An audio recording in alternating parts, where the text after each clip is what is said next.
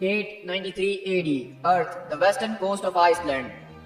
Frost giant जो है पिछले कई हफ्तों से यहाँ के लोगों को डरा रहे हैं जो कि इस छोटे से गांव के अंदर रहते हैं। वो पिछले कई हफ्तों के अंदर 3 बकरियां, 4 कुत्ते और 2 बच्चों को खा चुके हैं। पूरे के पूरे गांव की जो मदर्स हैं वो अपने हाथों को आसमान में उठाए गॉड से प्रेयर्स मांग रही हैं कि वो उनकी मदद के लिए कोई एक तो गॉड आ जाए। और उनकी प्रेयर्स को सुन के गॉड्स यहाँ पे आए हैं उनकी मदद करने के लिए। मैंने 20 आदमियों को एक ग्रुप बनाया और इस पूरे के पूरे मिशन को लीड करा। मैं ट्रैक कर रहा था उन जायंट्स को जो कि यहाँ पे गारों के अंदर, हाईलैंड्स के अंदर छुपे हुए थे। मैंने काफी घंटों तक उनके साथ जंग करी, बड़े बड़े पेड़ और बड़ी बड़ी चट्टानों से उनके ऊपर उठा उठा के वार किया। इस पूरी की पूरी जंग के अंदर मेरे काफी ज्यादा दोस्त और वाइकिंग्स जो थे वो वल्हैला की तरफ चले गए। लेकिन एक बार जब हमने अपनी कुल्हाड़ी उठाई और उसके बाद हमने जब उस फ्रॉस्ट जायंट का सर खोल के रखा तो उसके अंदर से खून का फव्वारा निकलने लगा। और ये पूरी की पूरी कहानी को अब 4 दिन गुजर चुके हैं और उसके बाद से अब तक जो मैं तकरीबन उतनी ज्यादा बकरियां खा चुका हूँ जितनी फ्रॉस्ट जायंट ने इनको डरा डरा के नहीं खाई थी। और न जाने मैं यहाँ पे कितनी ज्यादा शराब को पी चुका हूँ और अपने साथ बहुत ज्यादा सेलर्स को भी नशे में ला चुका हूँ। मैंने इस गांव की हर एक लड़की के साथ प्यार करने की कोशिश करी है क्योंकि हम हैं Thor Odinson, god of thunder, prince of Asgard. हम अकलौते वारिस हैं रियल मैटरनल यानी कि एसगार्ड के, और मुझे अपनी जिंदगी से बहुत प्यार है। तो इसी तरह हम देखते हैं कि किस तरीके से हमें यहाँ पे थॉर ने अपने एपिलॉग के अंदर बताया है कि वो किस तरह से पुराने वक्तों के अंदर आके, यानी कि ये पूरी फ्लैशबैक स्टोरी है जहाँ पे थॉर गाँव वालों की आके मदद करता है और गाँव वालों का वो बहुत ही ज्यादा चाहिए और मजे करता है। लेकिन अचानक वहाँ पे चिल्लाने की आवाज आती है और थॉर के कान खड़े हो जाते हैं। अचानक रोने की आवाज, वो भी रात के इस पहर, कुछ ठीक नहीं लग रहा है। मैं उम्मीद करता हूँ कि वहाँ पे एक और फ्रॉस्ट जायंट हो ताकि मैं उसकी खोपड़ी भी खोल सकूं। अगले पल थॉर अपने एक्स को उठाते हुए अपने वाइकिंग्स के साथ आगे बढ़ता है और वहीं से एक आदमी चिल्लाते हुए और कहता है, माय लॉर्ड, जरा वहाँ पानी की तरफ देखिए। मैंने अपनी आंखों से देखा है, वहाँ पे खतरनाक किस्म का डेविल है। मैंने किसी के चेहरे को देखा है पानी के अंदर। और अगले पल थॉर अपने एक्स को लेते हुए आगे बढ़ता है सीना चौड़ा करते हुए। और वहीं से एक बूढ़ी औरत भी बोलती है, वो लड़की बिल्कुल ठीक कह रही है, वहाँ पे कुछ न कुछ चीज तो जरूर मौजूद है, वहाँ पे बिल्कुल सामने की तरफ। क्या फिर ये कह सकते हैं कि जो कुछ भी उस चीज का बचा कुचा है वो वहाँ पे मौजूद है। बड़े बड़े लाल टुकड़े गोश्त के जो हैं बहुत घंटों से जो है इस तरह शोर के ऊपर आके टकरा रहे हैं। ऐसा लगता है कि कोई ना कोई चीज है जिसके बचे कुछ हिस्से यहाँ पे आ रहे हैं समंदर के किनारे। तो वहीं से वो सारे के सारे वाइकिंग्स पानी के अंदर उतरते हैं और वो कहते हैं, लगता है कि पुअर बास्टर्ड यहाँ पे किसी जहाज से नीचे गिर गया होगा और इन सारी की सारी चट्टानों के जोर की वजह से उसकी बॉडी के टुकड़े टुकड़े हो गए हैं। क्या ये हमारे गांव से है? हेल, अब हमें इस बारे में अगर पता भी कैसे चलता है। जरा उस बॉडी की हालत तो देखो। अगर ये मेरा बाप भी होता तो शायद मैं इसको इस हालत के अंदर पहचान नहीं पाता, क्योंकि इसके अंदर कुछ पहचानने के काबिल बचा ही नहीं है। हम कैसे पता लगाएंगे? नहीं, ऐसी बात नहीं है। यहाँ पे एक न एक चीज तो जरूर मौजूद है जो कि मैं तुम लोग को सर्टेनिटी के साथ बता सकता हूँ कि ये आदमी हमारे विलेज का नहीं है। क्योंकि अगले पल हम देखते हैं कि वो पानी के अंदर से खोपड़ी को निकालता है जो कि कटी हुई होती है और उसको उठा के सबके सामने फेंकता है। हाँ, मैंने इस तरह के आदमियों की कहानी सुनी है जिनके सरों के ऊपर पंख लगे होते हैं। सुना है कि ये नॉर्समैन है जो कि दूसरी जगहों से आते हैं और अपने आप को यहाँ का बनाने की कोशिश करते हैं। ये एज ऑफ द वर्ल्ड की तरफ से आते हैं।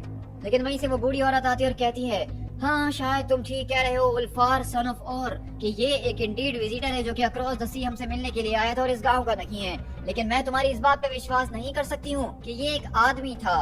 लॉर्ड थॉर, क्या आप इसकी तरफ जब देख रहे हैं तो आप बता सकते हैं कि आपको इसकी आंखों में क्या नजर आ रहा है? और हम देखते हैं कि वहाँ पे उसकी बहुत हॉरिफाइड शक्ल हमें नजर आती है जिसको देख के लग रहा है कि मरने से पहले उसने कुछ खतरनाक देखा है। उसकी आंखों के अंदर वो डर नजर आ रहा है और थॉर उसकी आंखों को गौर से देखते हुए अपनी आंखों को खोल लेता है और कहता है, तुम ठीक कह रहे हो, क्योंकि हमारे मुताबिक ये एक देवता है जिसकी मौत हुई है। और ये देख के हम देखते हैं कि सारे के सारे वाइकिंग्स एकदम डर जाते हैं कि आखिरकार एक गॉड की ये हालत कौन कर सकता है। तो वहीं से वो सारे के सारे वाइकिंग्स चिल्लाते हैं, एक गॉड, ओडिन्स बियर्ड। लेकिन आखिरकार ऐसी कौन सी चीज है जो कि गॉड की ये हालत कर सकता है? और ये तो अक्रॉस द सी यहाँ पे बहते हुए आ रहा है। क्या ये समंदर के अंदर कोई बड़ा सी सरपेंट तो नहीं है? क्योंकि एक सरपेंट ही सिर्फ इस तरह की हरकतें कर सकता है।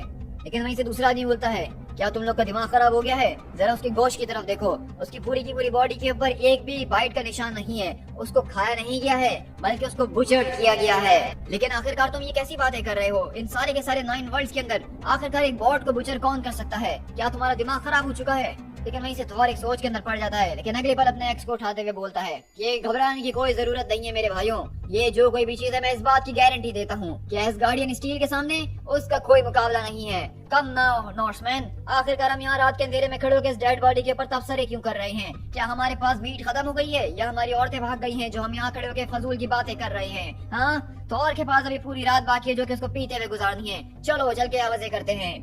लेकिन इसी तरह देखते हैं कि थॉर यहाँ पे सारे के सारे लोगों को भगा तो देता है। पीछे एक बच्चा बैठा होता है जिससे वो कहता है, बॉय जाओ और जाके कुछ लकड़ियां इकट्ठा कर लो, इतनी ज्यादा कि हम एक गॉड का फ्यूनरल तैयार कर सकें। लेकिन हम देखते हैं कि वहाँ से वो बूढ़ी औरत अभी भी नहीं गई है और थॉर जब उस पूरी की पूरी बॉडी को एग्जामिन कर रहे होते तो वो आते हुए कहती है, अब butchered god, tell me my lord, क्या आपने इससे पहले कभी कुछ ऐसा देखा है? क्योंकि मुझे नहीं पता कि किसी ने ऐसा कुछ देखा भी होगा। तो थॉर उसके सर को उठाते हुए देखता और कहता है, हमने जो है हेवेंस के अंदर वॉर्स को होते हुए देखा है। हमने अपनी आंखों से देखा है कि किस तरीके से गॉड सफर करते हैं और उनका भी खून बहता है। हमने देखा है कि किस तरीके से इमोर्टल फादर जो हैं, उनको उनके ही बेटे जो है टॉर्मेंट करते हैं, उनको ही टॉर्चर करते हैं। हमने ऐसी ऐसी चीजें देखी जिसको कोई इमेजिन नहीं कर सकता है, जिसको कोई सोच नहीं सकता है।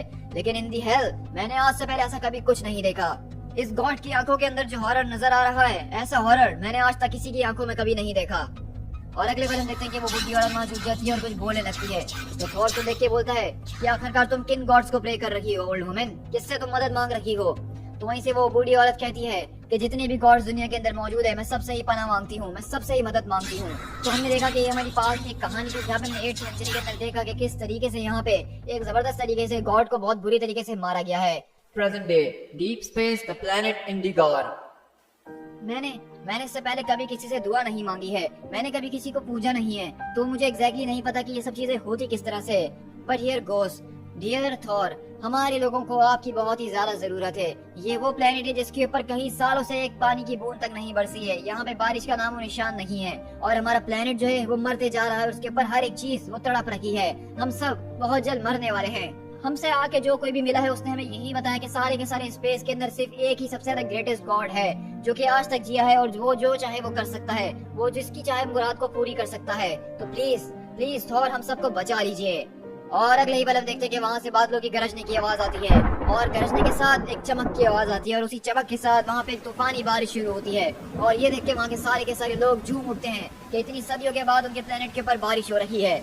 हम जो है इन लोगों की दुआओं को एक यूनिवर्स टूर से भी सुन सकते हैं। हम अक्रॉस द कॉस्मोस इनकी सारी की सारी बातों को अच्छे तरीके से सुन सकते हैं। और इसलिए जब हम यहाँ पे आए तो अपने साथ एक तूफान को लेकर आए। हमने जमीन के ऊपर इतनी जोर से वार करा कि वो जमीन फट गई और उसके अंदर का जो पानी था वो बाहर आना शुरू हो गया। हमारे वार की वजह से सारे के सारे डेजर्ट जो है अब वो भीगना शुरू हो चुके हैं। आई am Thor, warrior of ash gourd, Avenger of earth, और जिस किसी चीज को भी हम मानते हैं हम उसकी कसम खाते हुए बोलते हैं कि आज के दिन यहाँ पे कोई नहीं मरने वाला।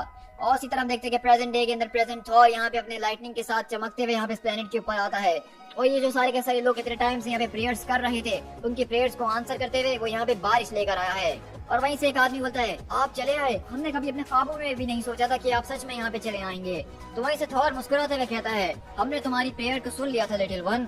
हम आखिरकार किस किस्म के देवता होंगे कि अगर हमें कोई पुकारे, कोई हमसे मदद मांगे और हम उसका जवाब तक ना दें।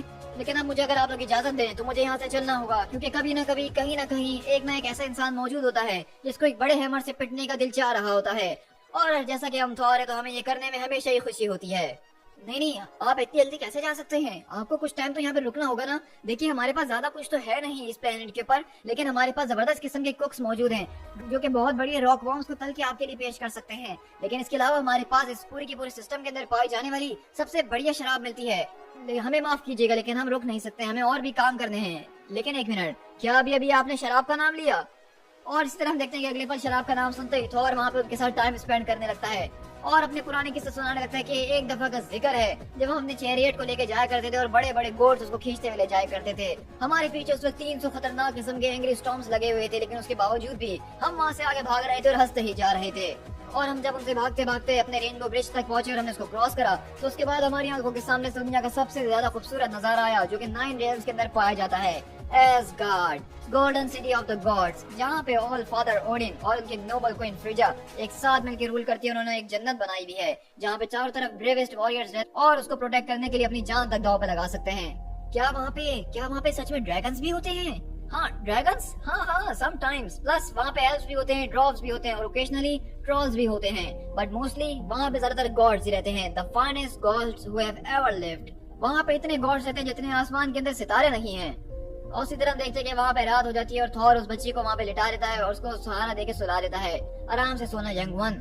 मैं इस बात की दुआ करता हूँ कि एसगार्ड की नजरें हमेशा तुम्हारे ऊपर रहें और तुम्हें किसी चीज का कोई मसला ना हो। और पीछे से एक आदमी आता और कहता है, आपका बहुत शुक्रिया थॉर कि आपने हमारी आज जान बचा ली।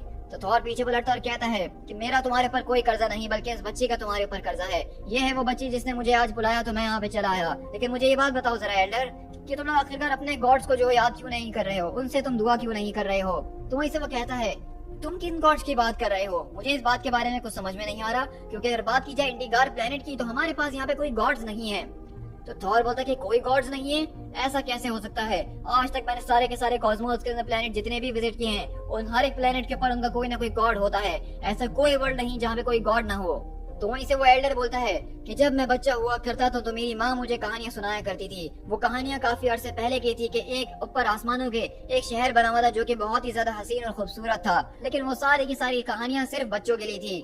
जैसे कि तुम अभी इन बच्चों को कहानी सुना रहे थे ना, उन मैजिक रेनबोस की। लेकिन थॉर को गुस्सा आता है और उसका हाथ पकड़ते हुए बोलता है, एक वक्त ऐसा था जब हम इतनी इतनी सी बातों के लिए किसी की जान ले लिया करते थे ओल्ड मैन, लेकिन आज हमने तुम्हारे इस पूरे के पूरे वर्ल्ड को बचाया है, तो क्या तुम्हें हमारी इन सारी की सारी बातों पे अब भी शक हो रहा है? तो वहीं से वो एल्डर बोलता है कि मुझे माफ कीजिएगा माय लॉर्ड, मेरा मतलब आपको नाराज करना नहीं था। मतलब आप सच में मुझसे ये कहना चाहते हैं कि आप जहाँ से आए हैं वहाँ पे एक रेनबो ब्रिज मौजूद है, वहाँ पे फ्लाइंग गोड्स मौजूद है, और आपके फादर वहाँ पे ट्रूली सारी की सारी जन्नत के थ्रोन के ऊपर बैठे हुए हैं? तो ये देख के हम देखते हैं कि थॉर उसको गुस्से से देखता है, और इसी तरह वहीं से थॉर गुस्सा में आ जाता है और कहता है, बस अब हमारे फादर के बारे में अब कोई बात नहीं की जाएगी। इस बच्चे से कह देना कि जब वो उठेगी, कि जब उसकी आंख खुलेगी और जब अपने गॉड्स को पुकारेगी, तो थॉर इस बात को मेक श्योर करेगा कि उसके गॉड जहाँ कहीं भी मौजूद है वो उनको वापसी घर जरूर भेजेगा। और इसी तरह हम देखते हैं कि थॉर वहाँ से अपने हैमर को अगले पर घुमाता और सीधा आसमान की तरफ निकल जाता है और बोलता है, एक ऐसी दुनिया जिसके ऊपर कोई गॉड्स नहीं है। जितनी नॉलेज मुझे उसके मुताबिक इस पूरे के पूरे कॉस्मोस के अंदर बहुत से पैंथियंस मौजूद हैं। अक्रॉस द कॉस्मोस ये सारे के सारे पैंथियंस फैले हुए हैं, और आज से पहले मैंने कभी ऐसा ख्वाब में भी नहीं सोचा था कि एक ऐसी जगह हो सकती है जहाँ पे कोई गॉड्स ना हो। लेकिन जैसा कि मैंने कहा था, ऐसा होना पॉसिबल है ही नहीं, क्योंकि अगली बार देखते हैं कि थॉर जब इस प्लेनेट के आसमानों के अंदर आता है तो वाकई में उसको आसमान के अंदर एक गोल्डन सिटी नजर आती है जो कि इस प्लेनेट के साथ मौजूद है। और थॉर बोलता है कि वाकई में इंडीड यहाँ पे एक वक्त था जब इस दुनिया के भी गॉड्स हुआ करते थे। तो आखिरकार उन गॉड्स के साथ ऐसा क्या हुआ जो कि वो इनकी प्रेयर सुनना बंद कर चुके हैं? हो sky lords of Vendigar, a fellow immortal come in peace. अपने आप को सामने लेकर आओ, थॉर तुमसे मिलने के लिए आया है। कुछ भी नहीं, यहाँ पे सिर्फ एक और डस्ट मौजूद है। इनके कमरों के अंदर अभी भी खजाने भरे पड़े हैं। ऐसा लग रहा है कि पिछले कई सदियों से इसको किसी ने छुआ तक नहीं है, और इनके वेपन रूम के अंदर सारे के सारे हथियार बिल्कुल वैसे ही रखे हैं कि उसको कभी इस्तेमाल तक नहीं किया गया हो। इनकी तलवारों के ऊपर जंग लग चुका है। ये सारी चीजें तो मुझे मिल चुकी हैं, लेकिन उसके बावजूद यहाँ पे गॉड्स का कोई नामो निशान नजर नहीं आ रहा है।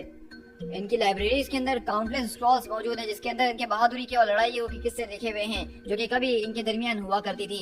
लेकिन उसके बावजूद भी यहाँ पे किसी भी वॉर या डिजास्टर का कोई जिक्र नहीं है। यहाँ पे किसी चीज का कोई साइन नहीं है, चाहे वो जिंदा हो या मुर्दा ही क्यों ना हो। यहाँ पे मुझे किसी किस्म का कोई क्लू नजर नहीं आ रहा है कि आखिरकार इन गॉड्स के साथ हुआ क्या है। शायद ये एक मिस्ट्री है जो कि मुझे किसी और दिन यहाँ पे आके सॉल्व करनी पड़ेगी जब मेरे पास फारिग टाइम होगा। आई सपोज मैं इस शहर को छोड़ने के लिए बिल्कुल तैयार हो चुका था क्योंकि इसके अंदर गोस्ट के अलावा और कुछ नहीं हो सकता है। लेकिन तभी अचानक जब हम यहाँ से जा रहे थे तो हमने एक वहाँ पे आखिरी बिल्डिंग को नोटिस करा। उसको देख के तो ऐसा ही लग रहा था कि वो किसी किस्म का कोई स्टोरेज हाउस है। मैं तो सोच रहा था कि उसको चेक करने की भी कोई जरूरत नहीं है, उसके अंदर ऐसा कुछ हो ही नहीं सकता है। लेकिन उसके बाद मैंने नोटिस करा कि उस पूरे के पूरे दरवाजे के ऊपर जंजीरों को बांधा गया है। इस पूरी की पूरी सिटी के अंदर ऐसा कोई दरवाजा नहीं था जिसको बंद किया गया था, ऐसा कोई दरवाजा नहीं था जिसके ऊपर ताला था, लेकिन इसके ऊपर ताला जरूर था। और इसी तरह देखते हैं कि थॉर वहाँ पे उस बड़ी सी जंजीर के पास आता है और अपने हैमर की मदद से उसको तोड़ता है और सीधा दरवाजे के अंदर घुसता है। लेकिन जब मैं उस दरवाजे को खोल ही रहा था तो मुझे उसी वक्त अंदाजा हो गया था कि आखिरकार इस दरवाजे के ऊपर ताला क्यों लगा है, क्योंकि मेरी आंखों से पहले मेरी नाक काम करना शुरू कर चुकी थी और उनकी स्मेल मुझे उस बंद दरवाजे से भी आ गई थी। और इसी तरह हम देखते हैं कि बेसिकली जब थॉर उस कमरे के अंदर घुसता है तो वो देखता है कि बेसिकली इस प्लेनेट के जो सारे के सारे गॉड्स हैं उनको यहाँ पे बहुत बुरी तरीके से मार के लटका दिया गया है और उन सबकी मौत हो चुकी है। Horskar the harsh, Crosskin the cruel, lady wild goddess of atrocities, lord all blood and 13 sons and 13 brides. मैं इन सारे के सारे लोगों को रिकॉग्नाइज कर रहा हूँ उनकी स्टोरीज से, इनके स्क्रॉल से जो कि मैंने पढ़े हैं। यही वो सारे के सारे इंडिगार के मिसिंग गॉड्स हैं जिनके बारे में मैंने पढ़ा था। चलो कम से कम एक मिस्ट्री तो सॉल्व हो गई, क्योंकि हमारे सामने अब इससे भी बड़ी एक मिस्ट्री खड़ी हुई है। क्योंकि मैं यहाँ पे देख रहा हूँ कि किस तरीके से इनके पूरे के पूरे फियरसम पैंथियन का कत्ल कर दिया गया है, उनको बुचर्ड कर दिया गया है। हर एक आदमी, औरत और बच्चे सबका नामो निशान मिटा दिया गया है और इनको मारा भी आम तरीके से नहीं बल्कि जानवरों की तरह मारा गया उनके खुद के फोर्ट्रेस के अंदर। यहाँ पे किसी किस्म की इन्वेजन का या वॉरफेयर का कोई साइन नहीं है। यहाँ पे किसी किस्म के कॉम्बैट की कोई निशानी नजर नहीं आ रही है। यहाँ तक कि मैं तो इस बुचरी को बुचरी भी नहीं कहना चाहूँ, वो भी बुचर वर्ड की जो एक इंसल्ट होगी। ये सच में जो कुछ भी है ये बिल्कुल अलग ही है। इससे पहले ऐसा कभी हमने कुछ नहीं देखा। अगर गॉड फ्लैश की बात की जाए तो वो काफी आहिस्ता आहिस्ता सड़ता है और जो अंदाजा मैं इसको देख के लगा सकता हूँ उसके मुताबिक पिछले कहीं कुछ साल गुजर चुके हैं इनको मरे हुए, और इनको आज से पहले आगे किसी ने डिस्कवर अभी तक नहीं किया है। अगर बात की जाए इनकी मौत की वजह की तो यहाँ पे कोई आर्मी ये नहीं कर सकती है, किसी जायंट का काम ये लग नहीं रहा है। और अगर बात की जाए सॉसरी की तो हवा के अंदर सॉसरी का कोई नामो निशान पाया नहीं जा रहा है। यहाँ पे कोई ऐसी रस्म और रिवाज नहीं किया गया, कोई बड़ा धमाका नहीं हुआ जिसके अंदर इन सब की मौत हो गई हो। इनके फ्लैश को खाया नहीं गया है, तो इसलिए माइंडलेस बीस्ट का काम ये हो नहीं सकता है। क्योंकि यहाँ पे जो कुछ भी किया गया है उसके अंदर माइंडलेस तो कुछ भी है नहीं। जो कुछ भी किया गया है उसको बहुत ही सोच समझ के और प्लानिंग के साथ किया गया है। इनकी लाशों को देख के ऐसा लग रहा है कि इनको मरने से पहले बहुत ही ज्यादा तड़पाया गया है। एक ऐसा स्किलफुल आदमी जो कि लोगों को टॉर्चर करने में काफी ज्यादा माहिर नजर आ रहा है। ये किसी एक ही हाथ का काम किया गया है, एक ऐसा हाथ जो कि बहुत ज्यादा स्टडी था और वो जानता था कि उसको अपने सामने वाले को किस तरीके से खत्म करना है। वो जानता था कि किस तरीके से उसके सामने एक आर्ट मौजूद है और इसको पेंट करना है। इनकी बॉडीज के ऊपर अगर देखा जाए तो यहाँ पे बहुत ही ज्यादा अलग अलग किस्म के जख्म मौजूद हैं। ऐसा लग रहा है कि यहाँ पे बहुत से हथियारों को इस्तेमाल किया गया है, किसी एक हथियार का निशान यहाँ पे नजर नहीं आ रहा। तो इसका मतलब है कि जो कोई भी किलर है जिसने इन सारे के सारे गॉड्स को मारा है वो अपने साथ बहुत ज्यादा अलग अलग हथियार रखता है। ऐसा कारपेंटर जो कि अपने टूल बॉक्स को लेके हमेशा अपने साथ चलता है। देख के तो मैं यही अंदाजा लगा सकता हूँ कि ये वो पहला गॉड नहीं था जिसको उसने मारा है, और अगर मैंने उसको रोका नहीं और उसको पकड़ा नहीं तो ये आखिरी भी नहीं होने वाला है। इस गॉड की आंखों को देख के मुझे कुछ याद आ रहा है, इस गॉड के चेहरे को देख के मुझे सब कुछ याद आ रहा है। वो सारी जमी हुई फीलिंग्स, वो सारा का सारा टेरर जो उसकी आंखों के अंदर मुझे दिख रहा है। ऐसा मैंने आखिरी बार तभी देखा था जब मैं, और अगले बार हम देखते हैं जब अपनी थॉर मेमोरीज के ऊपर जोर डाल रहा था, याद करने की कोशिश कर रहा था कि आखिरकार उसने ये सारा का सारा आंखों में डर इस तरह से कहाँ देखा है। तो अगले बार हम देखते हैं कि थॉर की आंखें खुल जाती है और वो समझ जाता है कि ये कौन है और कहता है ओ हेल। लेकिन अगले बार हम देखते हैं कि वहाँ पे कोई चीज आती है और थॉर के ऊपर अटैक करना शुरू करती है, और हम देखते हैं कि वहाँ पे शेडो के अंदर से खतरनाक किस्म का मॉन्स्टर नजर आता है हमें, जो कि बिल्कुल एक शेडो ही फॉर्म में हो रहा है। लेकिन ये काफी ज्यादा ताकतवर नजर आ रहा है, जो कि थॉर के साथ टो टू टो लड़ रहा है और थॉर अपने हैमर से उससे लड़ने की कोशिश कर रहा है। और थॉर बताता है कि जिस तरीके से ये मुझ पर अटैक कर रहा है ये एक जानवर की तरह लड़ रहा है, इसके अंदर कोई स्किल नहीं, सिर्फ फ्यूरी नजर आ रही है। इसका मतलब कि ये वो किलर नहीं है जिसने इन सारे के सारे गॉड्स को मारा है, बल्कि ये तो एक गार्ड डॉग है जो कि इन सारी की सारी लाशों के ऊपर नजर रख रहा था। लेकिन ये बात तो माननी पड़ेगी कि इस कुत्ते के अंदर भी बहुत ही ज्यादा ताकत मौजूद है, क्योंकि हम देखते हैं कि एक ही ब्लो के अंदर वो माइटी थॉर को उठा के दीवारों को तोड़ता हुआ आर पार करके दूर फेंकता है। और हम देखते हैं कि थॉर इस पूरे के पूरे अटैक से रिकवर होता है और सोचता है कि मुझे अब अच्छी तरीके से याद आ रहा है, ये तकरीबन 1 मिलेनिया पहले की बात है। एक समंदर के अंदर एक गॉड की लाश तैरती हुई नजर आई थी, उसके बाद कुछ घोड़ों के कटे हुए पंख नजर आए थे जो कि खून से भरे हुए थे केव के अंदर, वो पूरी की पूरी गार्ड जिसके अंदर हॉरर्स भरे हुए थे। मैं अब अच्छी तरह से जान चुका हूँ कि ये किसका काम हो सकता है। ये गॉड द गॉड बुचर है। लगता है कि वो अभी तक जिंदा है और मरा नहीं है, और इस सब का सिर्फ एक ही मतलब हो सकता है और अभी जितने गॉड्स मरे हैं तो कुछ भी नहीं है, अभी बहुत ज्यादा गॉड्स का मरना बाकी है। Many millennia from now, the great hall of Asgard. ये सारी की सारी खामोशी, ये वो चीज है जिसे मुझे सबसे ज्यादा नफरत है। इस पूरी की पूरी बड़ी सी वीरान जगह के अंदर अब खामोशी के सिवा कुछ और नहीं बचा है। ये वो जगह है, ये वो हॉल्स हैं जहाँ पे लोग हमेशा जमा हुआ करते थे, जहाँ पे शोरों की आवाज हमेशा आया करती थी, लोग जीत के जश्न मनाया करते थे। लेकिन यहाँ पे अब ऐसा कुछ भी मौजूद नहीं है। यहाँ पे मैं बिल्कुल अकेला रह चुका हूँ और बस यहाँ पे वो मनहूस चीजें मौजूद हैं जो कि बाहर खड़े हुए उस खामोशी के अंदर से मुझे मॉक करने की हर वक्त कोशिश कर रही होती हैं। और इन सारी की सारी मॉकिंग के बीच एक सॉफ्ट, नरम और बहुत ही ज्यादा बुरी हालत में सांस लेने की आवाजें आती हैं एक थके हुए ओल्ड गॉड की। लेकिन बस बहुत हो चुका है, इस खामोशी को मैं और नहीं सह सकता हूँ। अगर मेरी किस्मत में मरना लिखा है, अगर ये लोग मुझे मारने के लिए ही आए हैं और मेरा मरना तय है, तो फिर मैं इस तरह खामोशी से बैठे बैठे नहीं मरूंगा, बल्कि अपने हाथों में अपना वेपन लूंगा और उनके सीनों के ऊपर चढ़ के उनके गर्दनों को धड़ से अलग करूंगा। Bring me my arm. मैं तो इतना ज्यादा बूढ़ा हो चुका हूँ कि मुझे याद तक नहीं कि अब इस एसगार्ड के ऊपर कोई नहीं जो कि मेरा हुक्म मानेगा और मेरी मदद करेगा। अब यहाँ पे मैं अकेला रह गया और मेरे सिवा कोई नहीं। No one except me. I am Thor Odinson, king of a broken Asgard, last of all the gods. और आज के दिन मैं फिर उठूंगा और कोशिश करूंगा कि शायद आज के दिन मेरी मौत मुझे आके गले लगाए और मैं जाके वलहैला के अंदर पहुंच जाऊं। तो इसी तरह हम देखते हैं कि बेसिकली ये बूढ़ा आदमी कोई और नहीं बल्कि फ्यूचर के अंदर थॉर है, और हमें पता चल रहा है कि किस तरीके से फ्यूचर के अंदर सारे के सारे गॉड्स खत्म हो चुके हैं। थॉर एसगार्ड के ऊपर ओडिन की तरह बिल्कुल बूढ़ा हो चुका है और वो अकेला रह रहा है और उसकी हालत बहुत ही ज्यादा खत्म हो चुकी है और वो अपनी मौत का इंतजार कर रहा है। लेकिन अगले वाला देखते हैं कि थॉर अपने हैमर को उठाते हुए वहीं पे उन खतरनाक किस्म के शैडोई मॉन्स्टर्स के ऊपर फेंक रहा है। मुझे अब सही तरीके से याद भी नहीं कि आखिरकार इस सब की शुरुआत कैसे हुई थी। जहाँ तक मुझे याद है, एक बहुत अरसा पहले एक मरे हुए गॉड की लाश समंदर के अंदर तैरते हुए मेरे सामने आई थी। एक छोटी बच्ची दुआएं मांग रही थी एक ऐसे वर्ल्ड के ऊपर जहाँ पे कोई गॉड्स मौजूद नहीं थे। लेकिन आज ये सारी की सारी कहानी यहीं पे खत्म होगी। ये खत्म होगी ब्लड एंड थंडर के साथ, मेरे हैमर और मेरी स्वॉर्ड के साथ, with one last stand at the gates of haven. Come dogs, अभी भी इस पूरे के पूरे एसगार्ड के अंदर एक गॉड अभी जिंदा बाकी है। आओ और आके मुझसे मुकाबला करो कुत्तों।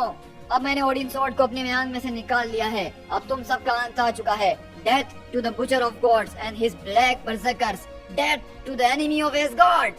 और इसी तरह हम देखते हैं कि हमारा किंग थॉर यहाँ पे अपनी ओडिन सॉर्ड और म्योनियर दोनों को निकालते हुए इन खतरनाक किस्म के ब्लैक बजरकर से मुकाबला कर रहा है, जो कि किसी और के नहीं बल्कि गॉड द गॉड बुचर के हैं। और आखिरकार ये सब कुछ चल के रहा है, ये हमें आगे स्टोरी में जैसे जैसे जाते रहेंगे वैसे ही समझ में आता रहेगा।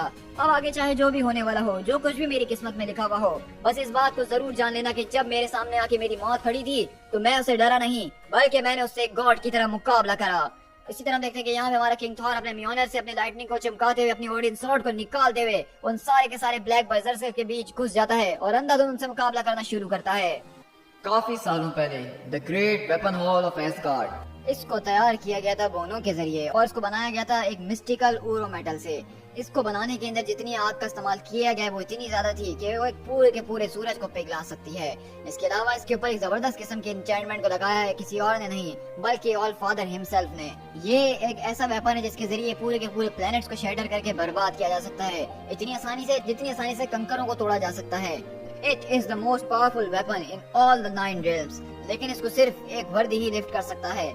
मैं अपने हाथों से जो हूँ रेसल कर चुका हूँ बड़े बड़े ड्रैगन के साथ। मैंने इतने बड़े बड़े वुल्फ से मुकाबला करा है जो कि एक लॉन्ग बोर्ड के साइज के जितने होते हैं। अगर मैं अपनी उम्र के गॉड्स के मुकाबला करूँ तो मैं उनसे डबल जो हूँ बैटल्स लड़ चुका हूँ। तो मुझे बताओ आखिरकार केस को उठाने के लिए मुझे और कितना ज्यादा वर्दी होना पड़ेगा। ओह आखिरकार तुम हिलते क्यों नहीं हो, you blasted chunk of metal. हाँ सच में तुम्हें तो मानना पड़ेगा कि तुम बहुत ही ज्यादा ढीठ के बच्चे हो। तुम आखिरकार कौन सी मिट्टी से बने हो हैमर जो कि उठ के नहीं देते हो। कोई बात नहीं, एक न एक दिन जरूर म्योनियर, एक न एक दिन तुम सिर्फ मेरे ही होगे। तो इसी तरह हम देखते हैं कि किस तरीके से मैं बताया गया ये काफी सालों पहले जब थॉर वर्दी नहीं हुआ करता था म्योनियर के लिए तो वो तब से इसको उठाने की कोशिशें कर रहा है, लेकिन उस वक्त अपने एक्स को इस्तेमाल किया करता था। लेकिन इसी तरह कहानी शिफ्ट होती है हमारी जहाँ पे हम देखते हैं कि अब इस हैमर को थॉर उठा चुका है, उसके वर्दी हो चुका है और अब वो इस पूरे के पूरे शेडो से लड़ रहा है प्रेजेंट डे के अंदर। वहीं पे अगर हम फ्यूचर के अंदर देखें तो वो खतरनाक किस्म का किंग थॉर जो है जिसके पास म्योनियर और ओडिन सॉर्ड दोनों ही है बर्जर्कर से मुकाबला कर रहा है। लेकिन इसी तरह अगर हम अपने वाइकिंग थॉर के पास शिफ्ट हो तो वो कहता है जल्दी चलो कुत्तो, इतना वक्त क्यों लग रहा है, इतनी देर लगाओगे तो हम जब तक वहाँ पहुँचेंगे वहाँ पे कुछ भी नहीं बचने वाला हमारे लिए। 893 AD, द बाल्टिक सी। क्या तुमने अपनी गॉड ऑफ थंडर की आवाज को सुना नहीं? क्या तुम लोग नॉर्ड्समैन नहीं हो? क्या तुमने हमारे लॉर्ड का मैसेज नहीं सुना कि हमें वहाँ पे फौरन जल्द से जल्द पहुँचना होगा?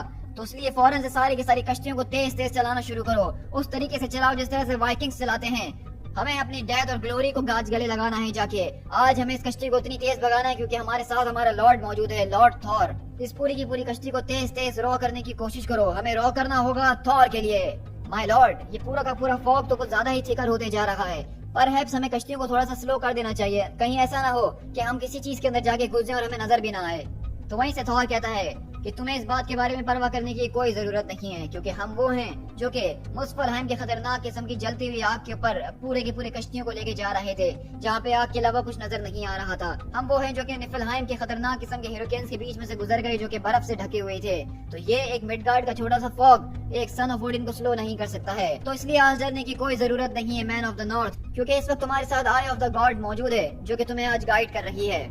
लेकिन अचानक हम देखते हैं कि वहीं से लोग बोलते हैं कि माय लॉर्ड, वहाँ पे उस मिस्ट के अंदर कुछ ना कोई चीज नजर आई है, एक तरह का फिगर जो कि पानी के ऊपर चल रहा है। आखिरकार ये कैसे हो सकता है? तुम ये कैसी बकवास कर रहे हो, नॉनसेंस। क्या तुमने आज कुछ ज्यादा ही शराब पी ली थी? चलो खामोशी से यहाँ पे बैठ जाओ, इससे पहले कि लॉर्ड थॉर को गुस्सा है।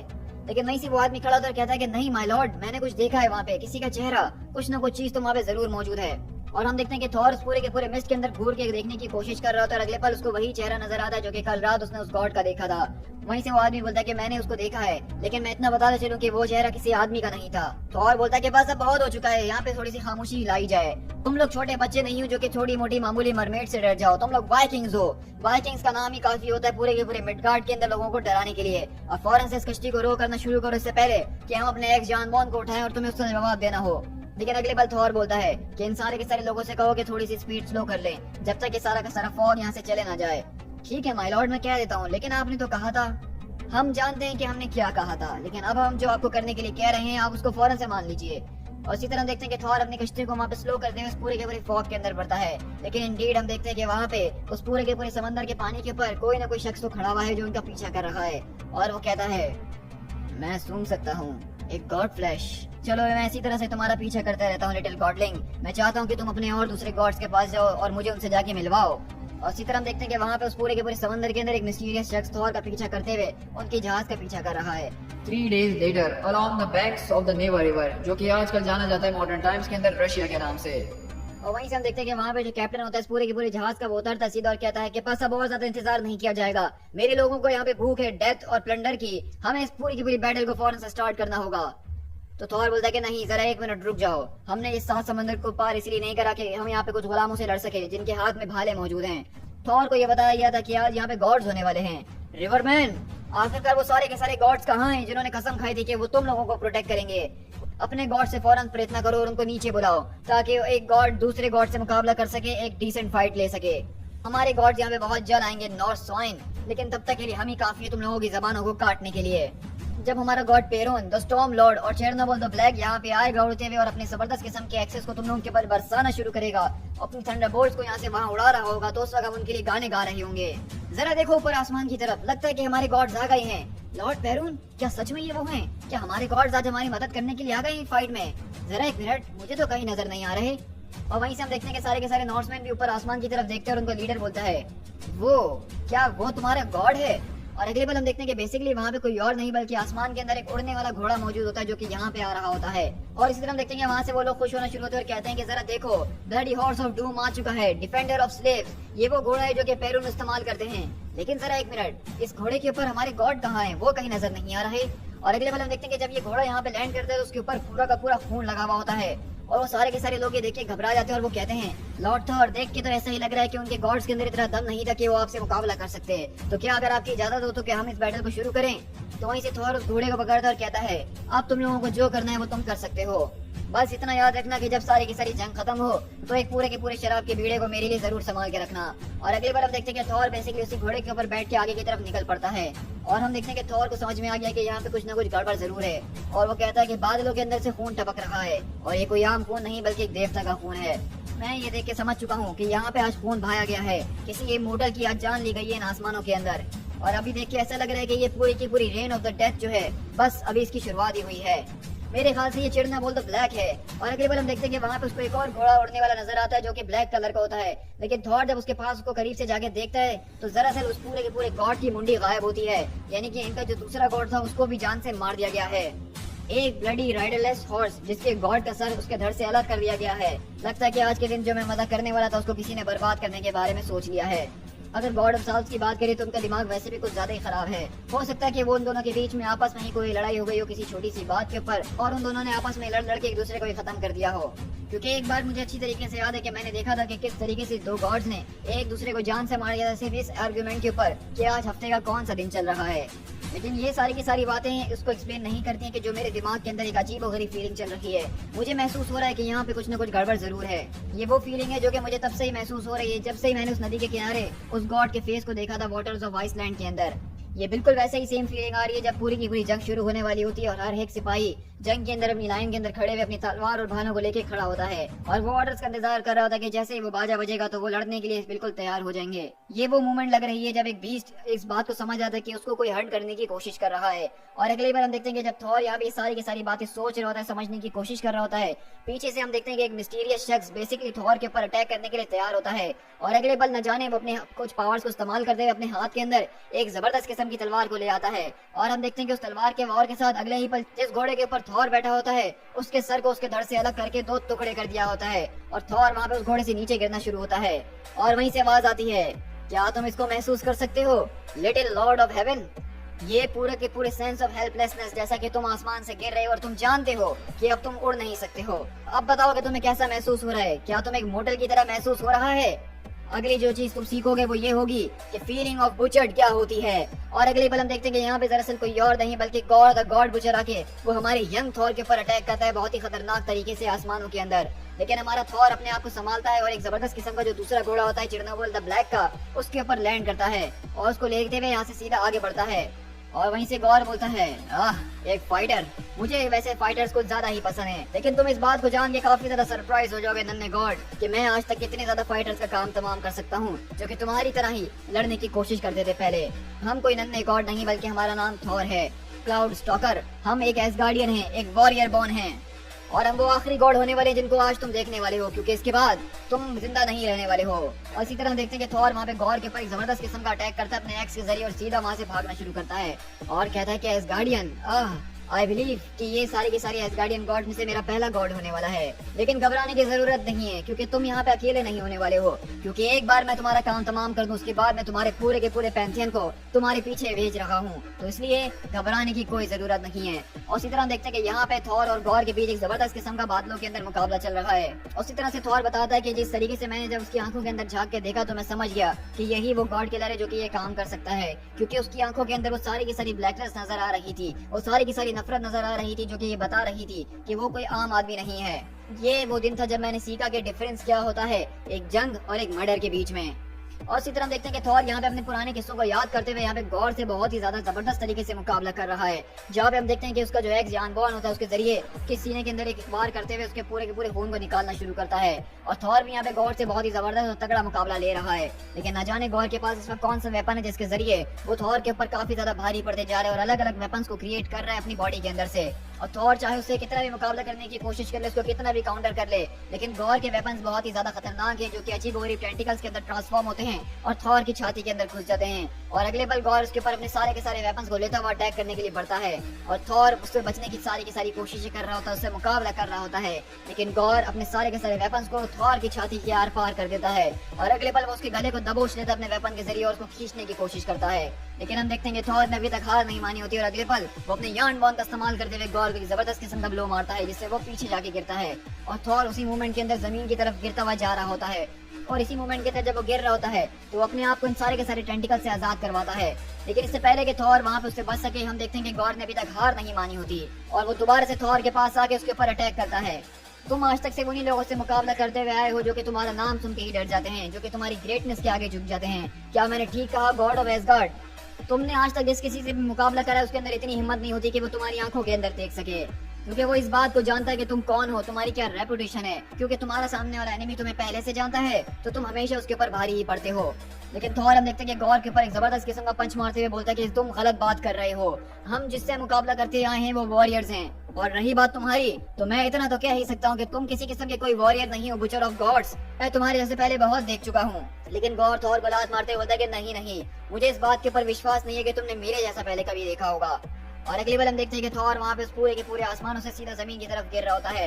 लेकिन अभी इतनी जल्दी ही क्या है, क्योंकि गॉर थॉर का पीछे इतनी आसानी से नहीं छोड़ेगा और अगले पल वो अपनी तलवार को आर पार करते हुए थॉर की छाती के अंदर घुसा देता है। और गॉर बोलता है कि मैं इस पूरी की पूरी फाइट के अंदर सिर्फ इसी बात को सोचने की कोशिश कर रहा हूँ लिटिल गॉड, कि आखिरकार वो सारे के सारे लोग जो इस वक्त नीचे तुम्हारे लिए लड़ रहे हैं, वर्शिप करते हैं, आखिरकार वो तुम्हें मानते ही क्यों हैं? What are you the god of? हाँ, आखिरकार तुम किस चीज के देवता हो? Excess, drunkenness, vanity? क्योंकि इसके अलावा मैंने तुम्हें कुछ और करते हुए नहीं देखा। या फिर वॉर के भी हो सकते हो, क्योंकि मैं इससे पहले काफी गॉड ऑफ वॉर्स को मार चुका हूँ।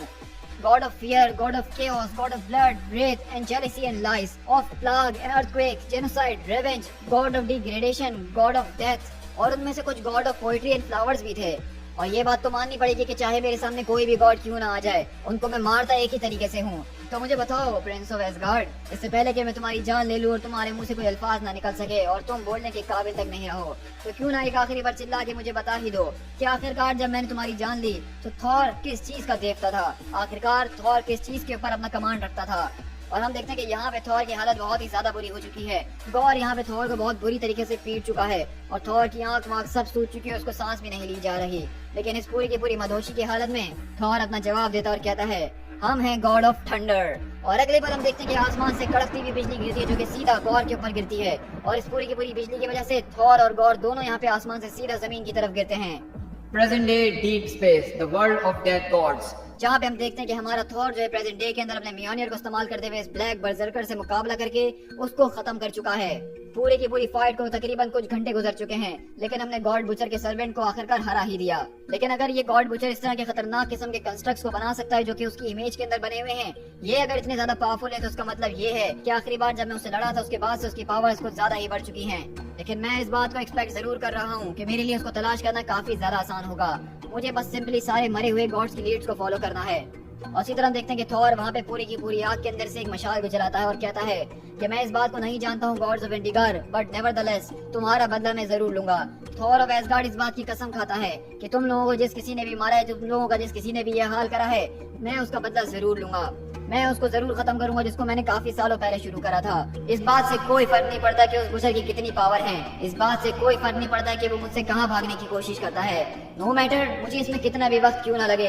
फ्लाई म्योनियर टू द ओमनीपोटेंट सिटी। हमें जाना होगा हॉल्स ऑफ ऑल नोइंग के अंदर। अपनी सारी की सारी स्पीड जो कि तुम्हारे पास मौजूद है आज उसको जमा करो और मुझे तेजी से उस जगह के ऊपर ले चलो, क्योंकि हमारे पास बिल्कुल भी वक्त नहीं है। जितना वक्त हम जाया करेंगे उतने ही ज्यादा गॉड्स यहाँ पे सफर करते रहेंगे।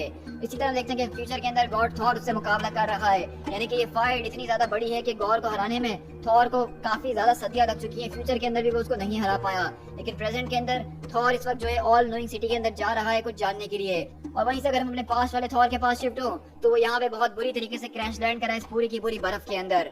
इस पूरी की पूरी जगह को बनाया गया था 12 बिलियन ईयर्स पहले, जब सबसे पहली ग्रेट वॉर का अंत हुआ था जो कि गॉड्स के बीच लड़ी गई थी। उस पूरी की पूरी जंग के बाद पूरी की पूरी क्रिएशन जो है वो हिल के रह गई थी और हर चीज की शुरुआत की गई थी। जब सितारों को पहली बार लिट किया गया था तब से ये जगह यहाँ पे कायम है। ये जगह किसी और ने नहीं बल्कि लॉर्ड्स ऑफ द डॉन ने बनाई थी, जो कि इस यूनिवर्स के अंदर होने वाले सबसे पहले एल्डर गॉड्स हुआ करते थे। ये जगह जो है डिवाइन फेलोशिप को रिप्रेजेंट करती है। ये वो जगह है जहाँ पे इस पूरी की पूरी दुनिया भर के इमोर्टल्स को सारी जिंदगी के लिए किसी भी कोने से वो आए उनको हमेशा ही वेलकम किया जाएगा। ये वो जगह है जहाँ पे इटर्नल ट्रीटीज को साइन किया जाता है। ये वो जगह है जहाँ पे बड़े बड़े गॉड्स आके कस्में खाते हैं उन जिंदगी को बचाने के लिए जो कि करोड़ों के अंदर है। यहाँ पे गॉड्स एक दूसरे से शादी करते हैं या करने की कोशिश करते हैं। ये वो जगह है जहाँ पे दुनियाओं को बनाया जाता है, उनकी किस्मतों को लिखा जाता है। ये वो जगह है जहाँ पे सारे के सारे पार्लियामेंट्स ऑफ पैंथियंस को हेल्ड किया जाता है। ये वो हाई होली कोर्ट है जहाँ पे हर चीज का फैसला लिया जाता है। इसको the genesis bazaars and halls of all knowing कहा जाता है। ये एक बहुत ही बड़ी जगह है जो कि इस पूरी की पूरी यूनिवर्स के एक क्राउन जूल की तरह है। Here in the centre of infinity, जन्नतों की जन्नत यहाँ पे मौजूद है, एक ऐसी चीज जिसको कोई भी मॉडल कभी देख नहीं सकता है। ये omnipotent city nexus of all the God's है। और आज हमारे आने का मकसद यहाँ पे ये है क्योंकि हमें कुछ सवालों के जवाबों को तलाश करना है। थॉर ऑफ एसगार्ड, मैं इस बात को जरूर कहूंगा कि मैंने कभी एक्सपेक्ट नहीं करा था कि मैं आपको दोबारा यहाँ पे देखूंगा। आप जब आखिरी बार यहाँ पे halls of the all knowing के अंदर आए थे तो आप एक छोटे बच्चे हुआ करते थे और आपके फादर आपको यहाँ पे लेकर आए थे ताकि आपको ओल्ड गॉड्स के बारे में सिखाया जा सके। और तब आपके साथ आपका इक्वली चार्मिंग ब्रदर भी मौजूद था। और मुझे ये कहना ही पड़ेगा कि जब मैं आपसे पहली बार मिला था तो मैं तभी समझ गया था कि आप वो गॉड नहीं है जिनको पढ़ने लिखने का शौक है, जो कि फ्यूचर में कभी पढ़ने के लिए कभी आएगा। माय लॉर्ड लाइब्रेरियन, मैं आपसे माफी चाहता हूँ कि मैं बचपन में वो बिल्कुल भी नहीं था जो कि अब मैं बन चुका हूँ, लेकिन आज मैं यहाँ पे एक नॉलेज को तलाश करने के लिए आया हूँ। तो वहीं से लाइब्रेरियन कहता है कि नॉलेज, ओह माय, ये कितना ज्यादा एक्साइटिंग है। आखिरकार ऐसी कौन सी किस्म की नॉलेज है जिसकी आपको तलाश है इन इंडस्ट्री हॉल्स के अंदर? आखिरकार ऐसी कौन सी नॉलेज है जिसका interest great Thor of ash gourd को है? तो थॉर वहाँ पे उनकी बातों को काटते हुए बोलता है कि हम यहाँ पे उन गॉड्स के नाम को तलाश कर रहे हैं जिनके बारे में पिछले काफी सालों से सुना नहीं गया है, जो कि सिंपली डिसअपियर्ड हो चुके हैं। अच्छा, तो ऐसी बात है। तो ये मेरा सबसे ज्यादा प्लेजर होगा कि मैं आपको वेलकम करता हूँ prince of Asgard to the halls of the lost के अंदर। और अगले बार हम देखते हैं कि लाइब्रेरियन थॉर को उस पोर्शन के अंदर लेकर आता है लाइब्रेरी जहाँ पे सारी की सारी चीजें जो है खो दी गई, उनके रिकॉर्ड्स को रखा गया है। तो थॉर वहाँ पे देख के चौंक जाता है और कहता है the hall of the lost. क्या आपका कहने का मतलब ये है कि यहाँ पे जितनी भी किताबें, जितने भी स्क्रॉल्स मौजूद है वो रिप्रेजेंट करती हैं एक मिसिंग गॉड को? तो वहीं से लाइब्रेरियन बोलता है कि गॉड्स, हाँ वो गॉड जो कि इनएक्टिव हो चुके हैं, वो गॉड जो कि मिस हो चुके हैं और वो गॉड जिनके बारे में किसी ने कुछ सुना नहीं है। ये तो बहुत ज्यादा अनबिलीवेबल है। आखिरकार इन सारी की सारी चीजों की होने के बावजूद कोई अलार्म क्यों नहीं हुआ? किसी ने इस बारे में सवाल क्यों नहीं उठाया? गॉड्स तो आते जाते रहते हैं सन ऑफ ओडिन, और चीजें इसी तरह से काम करती हैं। और वैसे भी अगर हम गॉड्स की बात की जाए तो हम गॉड्स किसी दूसरे गॉड्स और उसके ग्रुप के बारे में कभी परवाह करते ही नहीं है कि वो जी रहा है या मर चुका है, क्योंकि एक दिन ऐसा भी आएगा कि जब इस दुनिया के अंदर थॉर को भी लोग भूल चुके होंगे और उसको भी कोई याद नहीं रखेगा। लेकिन मैं इस बात की उम्मीद करता हूँ कि कम से कम आपके साथ ऐसा ना हो। तो वहीं से थॉर बोलता है कि ये सारे के सारे गॉड सिंपली यहाँ से गायब नहीं हो गए हैं, बल्कि इनको जान से मारा गया है, इनको मर्डर किया गया है। तो वहीं से लाइब्रेरियन बोलता है कि अगर आप हॉल ऑफ द मर्डर्स की तरफ जाना चाहते हैं तो वो दूसरी तरफ है, जो कि एक बहुत ही बड़ा डिपार्टमेंट है और आपको सच में बहुत ज्यादा पसंद आएगा। और उस पूरे के पूरी जगह के ऊपर एक पूरा का पूरा विंग डिवोट किया है सिर्फ आपकी फैमिली के लिए। तो वहीं से थॉर बोलता है कि नहीं, मुझे इस वक्त फौरन एक पार्लियामेंट को यहाँ पे सेट करना होगा, मुझे सारे के सारे पैंथियंस को फौरन वार्न करना होगा कि इस वक्त क्या चल रहा है। तो वहीं से लाइब्रेरियन बोलता है कि वेल, अगर ऐसी बात है तो आप फौरन से अपनी यहाँ पे एक रिक्वेस्ट को सबमिट करा दीजिए ताकि सारे के सारे पैंथियंस यहाँ पे जमा हो सकें। क्योंकि जब आखिरी बार मैंने सुना था तो यहाँ पे जो वेटिंग टाइम बताया गया था पार्लियामेंट को देखने का वो 200 साल का था। और इससे पहले कि आप मुझसे अपना अगला सवाल करें तो उसका जवाब है नहीं, आप यहाँ पे 200 साल के इंतजार नहीं कर सकते हैं। लेकिन हम देखते हैं कि जब थॉर को इस बारे में पता चलता है कि यहाँ पे इस पूरी की पूरी यूनिवर्स के अंदर इतने ज्यादा गॉड्स हैं जो कि मिसिंग हो चुके हैं, तो वो उनके रिकॉर्ड्स को पढ़ना शुरू करता है। वो ये देख के बहुत ज्यादा चौंक चुका है कि इसके बारे में आज तक किसी ने कोई सवाल क्यों नहीं उठाया। और थॉर अपने म्योनियर को चमकाते हुए पूरी की पूरी लाइब्रेरी की तरफ देखता है और कहता है इतने सारे इतने सारे, और मुझे तो अब समझ में भी नहीं आ रहा कि मैं शुरुआत कहाँ से करूँ। क्या ये वो सारे के सारे गॉड्स हो सकते हैं जो कि मिसिंग हो गए हैं? क्या ये वो सारे के सारे गॉड है जिनको सिर्फ एक आदमी ने मारा है? आई सपोज कि सबको पता लगाने का मेरे पास सिर्फ एक ही तरीका मौजूद है। The oaken king and sequoia queen, जो कि एक इटर्नल गार्डन के ऊपर राज करते हैं। ये gods of the cosmic seasons हैं, lords of the frosted heaven हैं, लेकिन पिछले 2000 सालों से इनको किसी ने नहीं देखा और इनके बारे में किसी ने कुछ नहीं सुना। और जब मैं उनको यहाँ पे तलाश करने के लिए उनके जंगल के अंदर आया, जिसको वो बहुत ज्यादा पसंद किया करते थे, तो मैंने देखा कि उन गॉड्स को यहाँ पे एक पेड़ के ऊपर कीलों से मार के लटका दिया गया है। और यहाँ पे सिर्फ इतना ही नहीं था जो कि मैंने तलाश करा।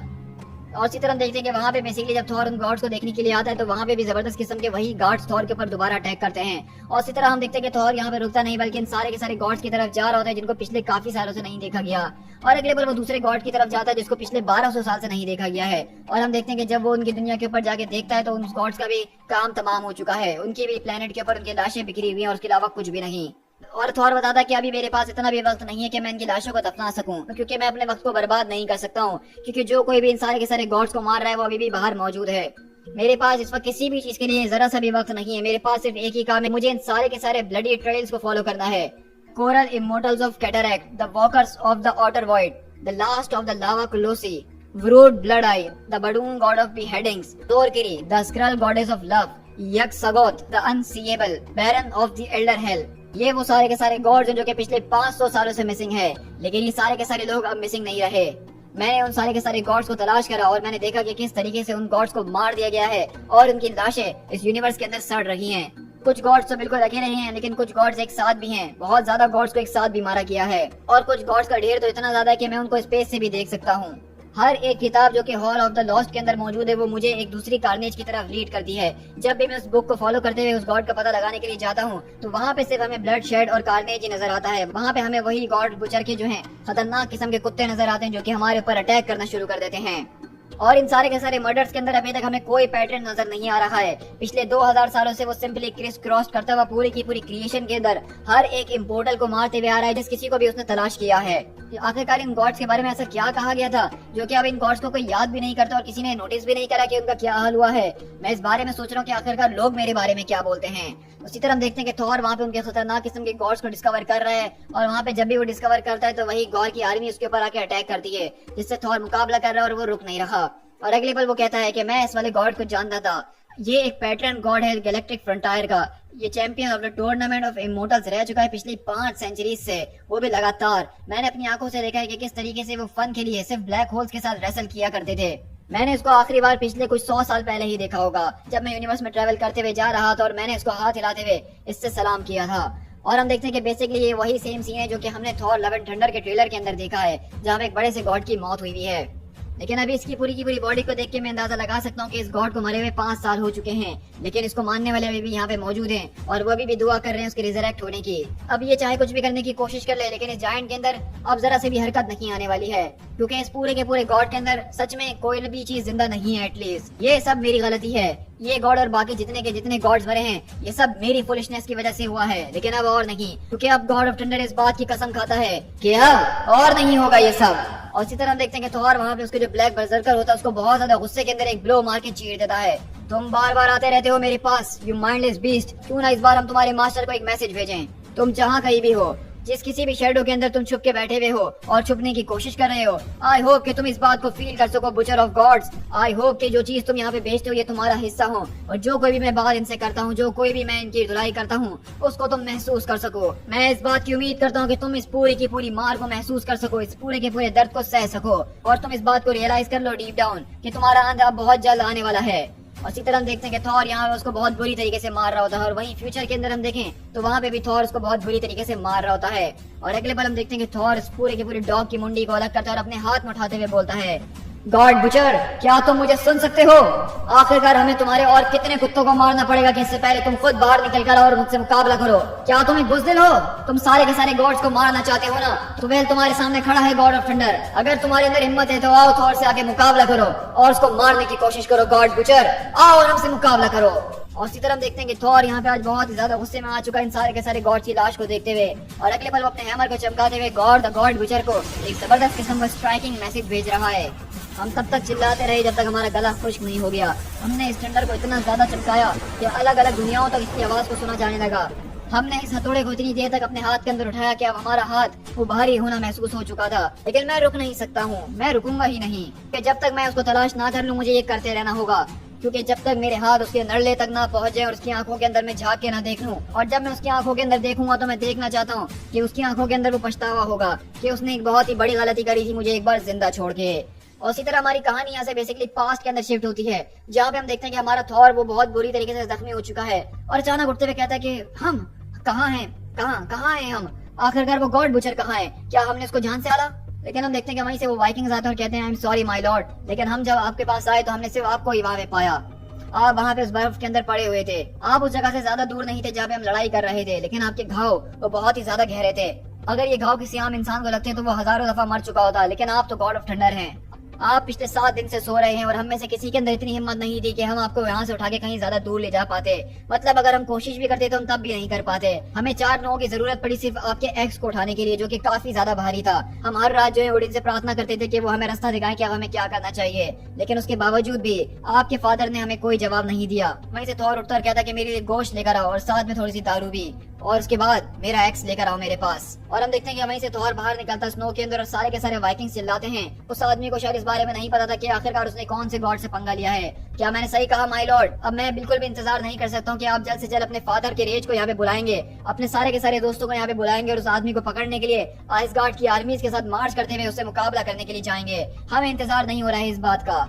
लेकिन हम देखते हैं कि कुछ घंटों के बाद वहाँ पे थॉर जो है बेसिकली उस पूरे के पूरे जंगल के अंदर अकेला ही बढ़ता है, और अगले पल जब वो जा रहा था उसका आवाज आती है, क्या तुम नॉर्स गॉड थॉर हो? तो वहीं से थॉर पलटता और कहता है कि ये किसने पूछा।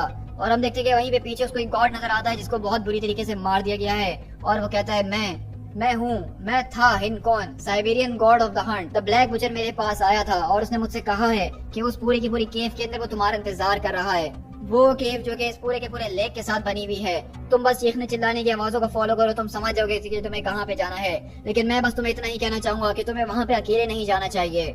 मेरे ख्याल से अभी आप इस कंडीशन के अंदर नहीं है कि आप मैटर ऑफ कॉम्बैट के अंदर मुझे अपनी एडवाइस दे सके, हिनकॉन गॉड ऑफ द हंट। तो वहीं से कहता है कि तुम ठीक कह रहे हो, तुम्हारी बात बिल्कुल ठीक है, लेकिन जब वो मुझसे मुकाबला करने के लिए आया तो वो डार्कनेस के अंदर से आया। वो एक तरह का शेडो है जो कि ऐसा लगता है कि एक जिंदा शेडो है, वो अपने आप को जो है अलग अलग तरह से चेंज कर सकता है। मुझे ऐसा महसूस हुआ कि शायद मैंने कुछ ज्यादा ही पी ली है, लेकिन इस बात का फायदा उठाते हुए उसने मेरे ऊपर अटैक कर दिया। तो थॉर बोलता है कि ये बात तो माननी पड़ेगी कि जिस तरीके से वो गॉड बुचर मुकाबला करता है उसके अंदर कोई ऑनर नहीं है, और हम भी उसको कोई ऑनरेबल मौत जो है वो ग्रैंड नहीं करेंगे। और थॉर इस बात की जबान देता है आपको। तो वो कहता है कि प्लीज थॉर, इससे पहले कि तुम जाओ। तो थॉर बोलता है कि हाँ बिल्कुल, ऑफ कोर्स, हम तुम्हारे लिए शांति की दुआ करते हैं हिनकॉन। तुम्हारी हंट का यहाँ पे अंत होता है, लेकिन हमारी हंट की अभी सिर्फ शुरुआत हुई है। और सीधे हम देखते हैं कि थॉर वहाँ से बेसिकली उस केव की तरफ जाने के लिए आगे बढ़ता है। Present day, the shores of Lake Lagoda, Russia. जहाँ पे हम देखते हैं कि थॉर बेसिकली आयरन मैन के साथ यहाँ पे इसी जगह के ऊपर आया, प्रेजेंट डे के ऊपर। और आयरन मैन बोलता है कि मेरी सैटेलाइट जो ट्रायंगुलेट करने की कोशिश कर रखी है, जो कोऑर्डिनेट्स तुमने मुझे बताने की कोशिश करी थी रफली, वो आज मॉडर्न डे के अंदर यही जगह है। क्या तुम वाकई में श्योर हो ना कि यहाँ पे कोई वाइकिंग स्ट्रिप क्लब नहीं है जिसकी तुम तलाश कर रहे हो? क्योंकि तुम्हें याद है ना कि आखिरी बार जब ऐसा हुआ था तो मुझे अपने पूरे के पूरे एक आर्मर को बेकार करना पड़ा था। तो थॉर बोलता है कि नहीं, मेरे ख्याल से हम बहुत ज्यादा करीब हैं, क्योंकि ये सारी की सारी जगह मुझे जाने पहचाने लग रही हैं। आयरन मैन बोलता है कि हाँ, इन सारे के सारे जियोलॉजी को स्कैन करते हुए मैं बता सकता हूँ कि हमारा टारगेट यहीं कहीं होना चाहिए। मेरे ख्याल से वो ये रही वो गुफा जिसकी तुम्हें तलाश है। तो थॉर बोलता है कि हाँ, यही है वो जगह। तो वहीं से आयरन मैन और थॉर नीचे लैंड करते हैं और आयरन मैन पूछता है, क्या तुम इस बारे में श्योर हो कि तुम्हें इसी जगह की तलाश है? मतलब इस जगह के ऊपर ऐसी काफी गुफाएं हो सकती हैं, तुम आखिरकार इस जगह को तलाश क्यों कर रहे हो, और आखिरी बार तुम यहाँ पे आए कब थे? तो थॉर बताता है कि तकरीबन 1000 साल पहले, इससे कुछ ज्यादा और कम भी हो सकते हैं। अच्छा, तो मतलब ये उस तरह का बिजनेस है। तो वहीं से थॉर बोलता है कि मैं तुम्हारा शुक्रिया अदा करता हूँ तुम्हारी मदद के लिए स्टार्क, कि तुमने इस जगह को तलाश करने में मेरी मदद करी, लेकिन इसके आगे से हमें सफर के ऊपर अकेले ही जाना होगा। तो वहीं से आयरन मैन अपने हेलमेट को उतारते हुए बोलता है कि देखो, मैं इस बात को जानता हूँ कि मेरा यहाँ पे कोई बिजनेस नहीं है कि तुम यहाँ पे क्या करने के लिए और तुम्हें क्या करना है, लेकिन तुम जानते हो ना कि मेरे दिल के अंदर सवाल वो कभी रुकते ही नहीं है। तो मैं बस तुम्हें इतना बता देना चाहता हूँ बिग गाय कि इस वक्त तुम्हारी आंखों के अंदर जो मैं सारा का सारा डर देख रहा हूँ मुझे फ्रीक आउट कर रहा है। मैंने तुम्हें कभी इतना ज्यादा घबराए हुए कभी नहीं देखा। तो आखिरकार मुझे बताओगे कि इस पूरी की पूरी गुफा के अंदर ऐसा हुआ क्या था जो कि तुम इसको देख के इतना ज्यादा डर रहे हो? क्या तुम इस बारे में श्योर हो कि यहाँ पे तुम्हें एवेंजर्स या किसी और की जरूरत नहीं है इस पूरे के पूरे मिशन के ऊपर? तो इसे थॉर बोलता है कि स्टार्क प्लीज। तो स्टार्क बोलता है कि ऑल राइट, ये गॉड बिजनेस है, मैं इस बात को समझ गया हूँ, इट्स ओके। और वैसे ही मेरे पास बहुत ज्यादा बोरिंग काम मौजूद है जो कि मुझे करने होंगे, लेकिन तुम जानते हो ना कि अगर तुम्हें मेरी मदद की जरूरत पड़े तो मैं चांद के ऊपर तुम्हें मिलूंगा। तो इसे थोड़ा बोलता है कि स्टार्क जरा एक मिनट, मैं इतने सालों पहले यहाँ पे आया था इस जगह के ऊपर और उस वक्त मैं अकेला आया था, क्योंकि उस वक्त मैं बहुत ज्यादा घमंडी हुआ करता था, मुझे अपने पर गुरूर हुआ करता था और मैंने आज तक किसी को नहीं बताया, किसी को भी नहीं, कि इस पूरी की पूरी गुफा के अंदर हमारे साथ क्या हुआ था। लेकिन अब सारे के सारे गॉड्स है वो हमारी वजह से मर रहे हैं क्योंकि हम चुप रहे थे, क्योंकि हम बहुत ज्यादा फुलिश थे और हम इस बारे में किसी को बताना नहीं चाहते थे और अब हम ये पूरी की पूरी गलती दोबारा से नहीं कर सकते हैं। और रही बात तुम्हारी, तो तुम मेरी नजर में कोई मोटल नहीं बल्कि तुम भी एक उतनी ही ज्यादा गॉड जितने के मोटल होता है, क्योंकि तुम टोनी स्टार्क हो और जितना मैं तुम्हें जानता हूँ तुम किसी गॉड से कम नहीं हो। टोनी स्टार्क प्लीज, मेरे ख्याल से मैं तुम्हारी मदद को इस्तेमाल कर सकता हूँ। और इसी तरह थॉर बताता है कि मुझे जो कुछ भी पता था इस जगह के बारे में वो मैंने सब आयरन मैन के साथ शेयर करा और मैंने आयरन मैन को सीधा ओलंपस के ऊपर भेज दिया ताकि वो दूसरे गॉड्स को जाके अर्थ के वार्न कर सके कि यहाँ पे क्या होने वाला है। मेरी ये तलाश जिसके अंदर मैं गॉड बुचर को तलाश कर रहा हूँ वो कहीं पे जाके लीड नहीं कर रही है मुझे। मैं जहाँ कहीं भी जाऊँ मेरे सामने एक डेड एंड आ जाता है, ना ही मुझे कोई क्लू मिल रहा है और ना ही मुझे कुछ समझ में आ रहा है कि मैं क्या करूँ। तो अब जैसा कि मेरे पास कोई आइडिया नहीं है कि मुझे नेक्स्ट कहाँ जाना चाहिए, तो मैं ठीक उसी जगह के ऊपर आ गया जहाँ से सारी की सारी कहानी की शुरुआत हुई थी। ये वो जगह जिसके बारे में मैंने उम्मीद करी थी कि मैं दोबारा जिंदगी में इस जगह को कभी नहीं देखूंगा। मैं एक जवान देवता हूँ, जैसा कि मेरे फादर इस बात को मुझे बार बार रिमाइंड करवाते रहते हैं, लेकिन अगर दूसरे मोटल फ्रेंड से कंपेयर किया जाए तो मैं उनके हिसाब से एक बहुत ही ज्यादा लंबी जिंदगी गुजार चुका हूँ। There are thousands of years worth of memories जो कि इस वक्त हमारे दिमाग के अंदर घूम रही हैं। Even in the mind of the God उसके दिमाग के अंदर इतनी जगह नहीं होती है कि वो अपने हजारों सालों की मेमोरीज को याद रख सके। Memories over the time evaporate कर जाती हैं और दिमाग के अंदर सिर्फ वही कुछ मेमोरीज जिंदा रहती हैं जो कि इसके लिए बहुत ज्यादा इंपॉर्टेंट हो या उसकी जिंदगी के ऊपर उसने कोई बहुत ही बड़ा असर डाला हो, या फिर कुछ ऐसे ग्लिम्सेस और ऐसे पीसेस फ्रेगमेंट्स रह जाते हैं मेमोरी के जो कि उसको कभी भुलाया ना जा सके हो। मैं उस औरत का चेहरा भी भूल चुका हूँ जिसको मैंने अपनी जिंदगी में पहली बार किस किया था। मैं उस ट्रॉल की शक्ल तक भूल चुका हूँ जिसको मैंने पहली बार पेला था और उस ड्रैगन का भी जिसको मैंने पहली बार टेम किया था। मैं उस पहले सितारे को भी भूल चुका हूँ जिसके ऊपर मैंने अपने कदम रखे थे और चलना सीखा था। मैं अपने फादर की पहले स्माइल को भी भूल चुका हूँ जब उन्होंने पहली बार मुझे देख के मुस्कुराया था। एक गॉड के लिए एक इंसानी जिंदगी कुछ इस तरीके से जैसे पलक झपकने के बराबर, कि एक पलक झपकने के ऊपर पूरी की पूरी इंसानी जिंदगी गुजर जाती है। हम गॉड्स की जिंदगी कुछ इसी तरह से गुजरती है। हमारी पूरी की पूरी जिंदगी के अंदर कुछ ऐसे मोटल वुमेन और कुछ मर्द जिंदा है जिनके साथ हमने जंगों के अंदर बहुत बड़े बड़े काम किए हैं। कुछ ऐसे लोग हैं जिनको हम आज तक भूल नहीं पाते और हमेशा उनको याद करते रहते हैं। लेकिन अगर बात की जाए इस गुफा की तो ये एक ऐसी अकलौती गुफा है जिसको हम अपनी जिंदगी में कभी नहीं भूल पाएंगे। ये जगह एक ऐसी जगह है जिसको हम एंड ऑफ द टाइम तक भी भूल नहीं सकते हैं। ये वो जगह है जहाँ पे गॉड बुचर ने मुझे सिखाया था कि डर क्या होता है। और इसी तरह हम देखते हैं कि बेसिकली थॉर इस पूरे के पूरे गुफा के अंदर एंट्री करता और कहता है, ऑल मदर, क्या आप हमें सुन सकती हैं? डैम, ये समनिंग स्टोन्स काम किस तरीके से करते हैं? Queen Freyja, the god of thunder आपसे कुछ बात करना चाहते हैं। थॉर मेरे बेटे, क्या ये तुम हो? क्या तुम थोड़ा सा जोर से बोल सकते हो कि मैं इस वक्त एक कांग्रेस मीटिंग के अंदर मौजूद हूँ जो कि ड्रॉप्स के साथ हो रही है और वो इस वक्त काफी ज्यादा गुस्से में नजर आ रहे हैं। तो थॉर बोलता है कि मेरी रानी एसगार्डिया और उसके ऊपर हर एक इंसान इस वक्त एक बहुत ही बड़े खतरे के अंदर है। तो वही से क्वीन फ्रेजा बोलती है कि आखिरकार तुम ये किस बारे में बात कर रहे हो? क्या तुम इस बार दोबारा किसी मुश्किल के अंदर फंस चुके हो? अब मुझसे ये मत कहना कि इसके अंदर तुम्हारा भाई इन्वॉल्व है। तो थॉर बोलता है कि क्वीन फ्रेजा मेरी बात जरा गौर से सुनने की कोशिश कीजिए। आपको हर एक एसगार्डियन को वापसी अपने घर के ऊपर बुलाना होगा और सबको लॉक करना होगा बिहाइंड द गेट्स। हर वो शख्स जिसके अंदर इमोर्टल खून मौजूद है इस वक्त एक वो बहुत ही बड़े थ्रेट के अंदर मौजूद है। तो वहीं से फ्रेजा पूछती है कि थॉर आखिरकार हुआ क्या है? आखिरकार हम सबको खतरा है तो किससे खतरा है थॉर? आखिरकार तुम कुछ बोलते क्यों नहीं हो?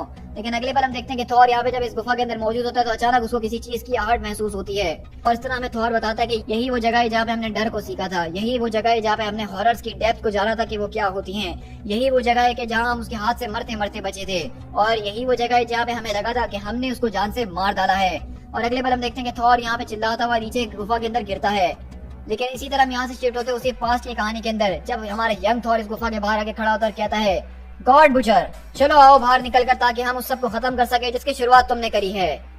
और वहीं हम देखते हैं कि उस गुफा के अंधेरे से आवाज आती है, तो तुम चले आए वो भी अकेले। मैं इस बात को जानता ही था क्योंकि अब तक मैं बहुत ज्यादा गॉड से मुकाबला कर चुका हूँ और मैं इस बात को तो जानता हूँ कि गॉड्स बहुत ज्यादा प्रेडिक्टेबल होते हैं। उनके अंदर उनका घमंड बहुत ज्यादा ही होता है। तुम जिस चीज को गॉड्स को करने से मना करोगे वो बिल्कुल वही करते हैं। हमारे लास्ट एनकाउंटर के बाद तुम्हें कम से कम इस बात को तो रियलाइज कर लेना ही चाहिए था कि तुम बहुत ही ज्यादा लकी थे जो उस दिन तुम बच पाए थे, क्योंकि आज तक मैंने जिस किसी के भी ऊपर वार किया है उसने कल का दिन नहीं देखा है। तुम चाहते तो मुझसे भाग सकते थे, इस पूरे के पूरे कॉस्मोस के अंदर कहीं छुप सकते थे ताकि मैं इन दी एंड तुम्हें आके मारता और हो सकता है कि जब तक मैं तुम्हें तलाश करते हुए दोबारा आता तुम्हारे पास तो तब तक मैं तुम्हारे नाम को भी भूल चुका होता और मैं तुम्हें एक आसान मौत दे देता। लेकिन अभी तक मैं तुम्हें भूला नहीं हूँ और अगले पल थॉर के ऊपर वो अटैक करना शुरू करता है और थॉर बोलता है कि तुम्हारी इतनी हिम्मत कि तुम मुझे एक एरोगेंट बुलाओ। तो गॉर बोलता है लेकिन अब जैसा कि तुम यहाँ पे अकेले आ ही चुके हो तो अब यहाँ पे कोई डेथ जैसा तुम्हें कुछ भी नहीं मिलने वाला गॉड ऑफ थंडर। इंस्टेड मैं तुम्हें आज यहाँ पे ऐसी सफरिंग देने वाला हूँ जो कि एंड ऑफ द टाइम तक तुम्हारे साथ रहने वाली है। और इसी तरह हम देखते हैं कि यहाँ पे जो गॉड ने थॉर से बात बोली थी इतने हजारों साल पहले वो सच हो चुकी है, क्योंकि हम देखते हैं कि यहाँ पे फ्यूचर का जो किंग थॉर है वो अभी भी इन सारे के सारे क्रिएचर से मुकाबला कर रहे हैं और वो गिरते ही जा रहा है। और बोलता है नहीं नहीं नहीं, आज हम दोबारा नहीं गिरने वाले हैं, आज हम तुमसे दोबारा नहीं गिरेंगे। इससे इस बात से कोई फर्क नहीं पड़ता कि तुम कितने भी ज्यादा ब्लैक बर्जर्कर्स को यहाँ पे एसगार्ड के ऊपर हमें मारने के लिए क्यों ना भेज दो। क्या तुम मुझे इस बात को सुन सकते हो गॉड बुचर? थॉर आज नहीं गिरेगा। लेकिन हम अगले पल देखते हैं कि वो सारे के सारे बर्जर्कर्स जो होते हैं वो किंग थॉर को अपने अंदर निकलना शुरू कर लेते हैं और अपनी पूरी की पूरी डार्कनेस के अंदर कवर कर देते हैं। लेकिन इसी तरह प्रेजेंट के अंदर देखते हैं कि थॉर जब इस गार के अंदर पहुंचता है तो वहाँ पे उसको कोई शख्स नजर आता है और कहता है कि गॉड बुचर अब तुम मुझसे और नहीं भाग सकते हो, तुम्हारा वक्त खत्म होता है। लेकिन वो कहता है कि नहीं नहीं प्लीज प्लीज मुझे हर्ट मत करो, मैं वो नहीं हूँ, मैं गौर नहीं हूँ। तो थॉर बोलता है कि आखिरकार फिर तुम कौन हो और इस केव के अंदर क्या कर रहे हो? प्लीज मुझे मत मारना, मैं तो बस यहाँ पे छुपने की कोशिश कर रहा था। ये क्योंकि ये वो जगह है जहाँ पे गौर कभी भी किसी को तलाश करने के लिए नहीं आएगा। क्या तुम्हें इस जगह के बारे में कुछ भी याद नहीं है? वो आज जो कुछ भी कर रहा है, वो आज जितने भी गॉड्स को मार रहा है उसके पीछे यही तो वजह है, क्योंकि इस केव के अंदर जो तुमने उसके साथ करा था उस वजह से वो अपने इस पूरे के पूरे मिशन के ऊपर निकला हुआ है। ये सब तुम्हारी वजह से हो रहा है थॉर, सारे के सारे गॉड्स मर रहे हैं और वो सिर्फ तुम्हारी वजह से। और इस तरह हमें पास का फ्लैशबैक भी साथ में दिखाया जा रहा है जहाँ हम देखते हैं कि गॉर यंग थॉर के ऊपर काफी भारी पड़ चुका है, उसका एक्स उसके हाथ से छूट चुका है और वो कहता है चिल्लाओ चिल्लाओ चिल्लाओ, हाँ क्योंकि तुम्हारे मरने से पहले यहाँ पे सिर्फ चिल्लाने की आवाजें आने वाली और कुछ भी नहीं। जब मैं अपने सारे के सारे काम को तमाम कर दूंगा तो सारे के सारे गॉड सिर्फ चिल्ला ही रहे होंगे और कुछ भी नहीं।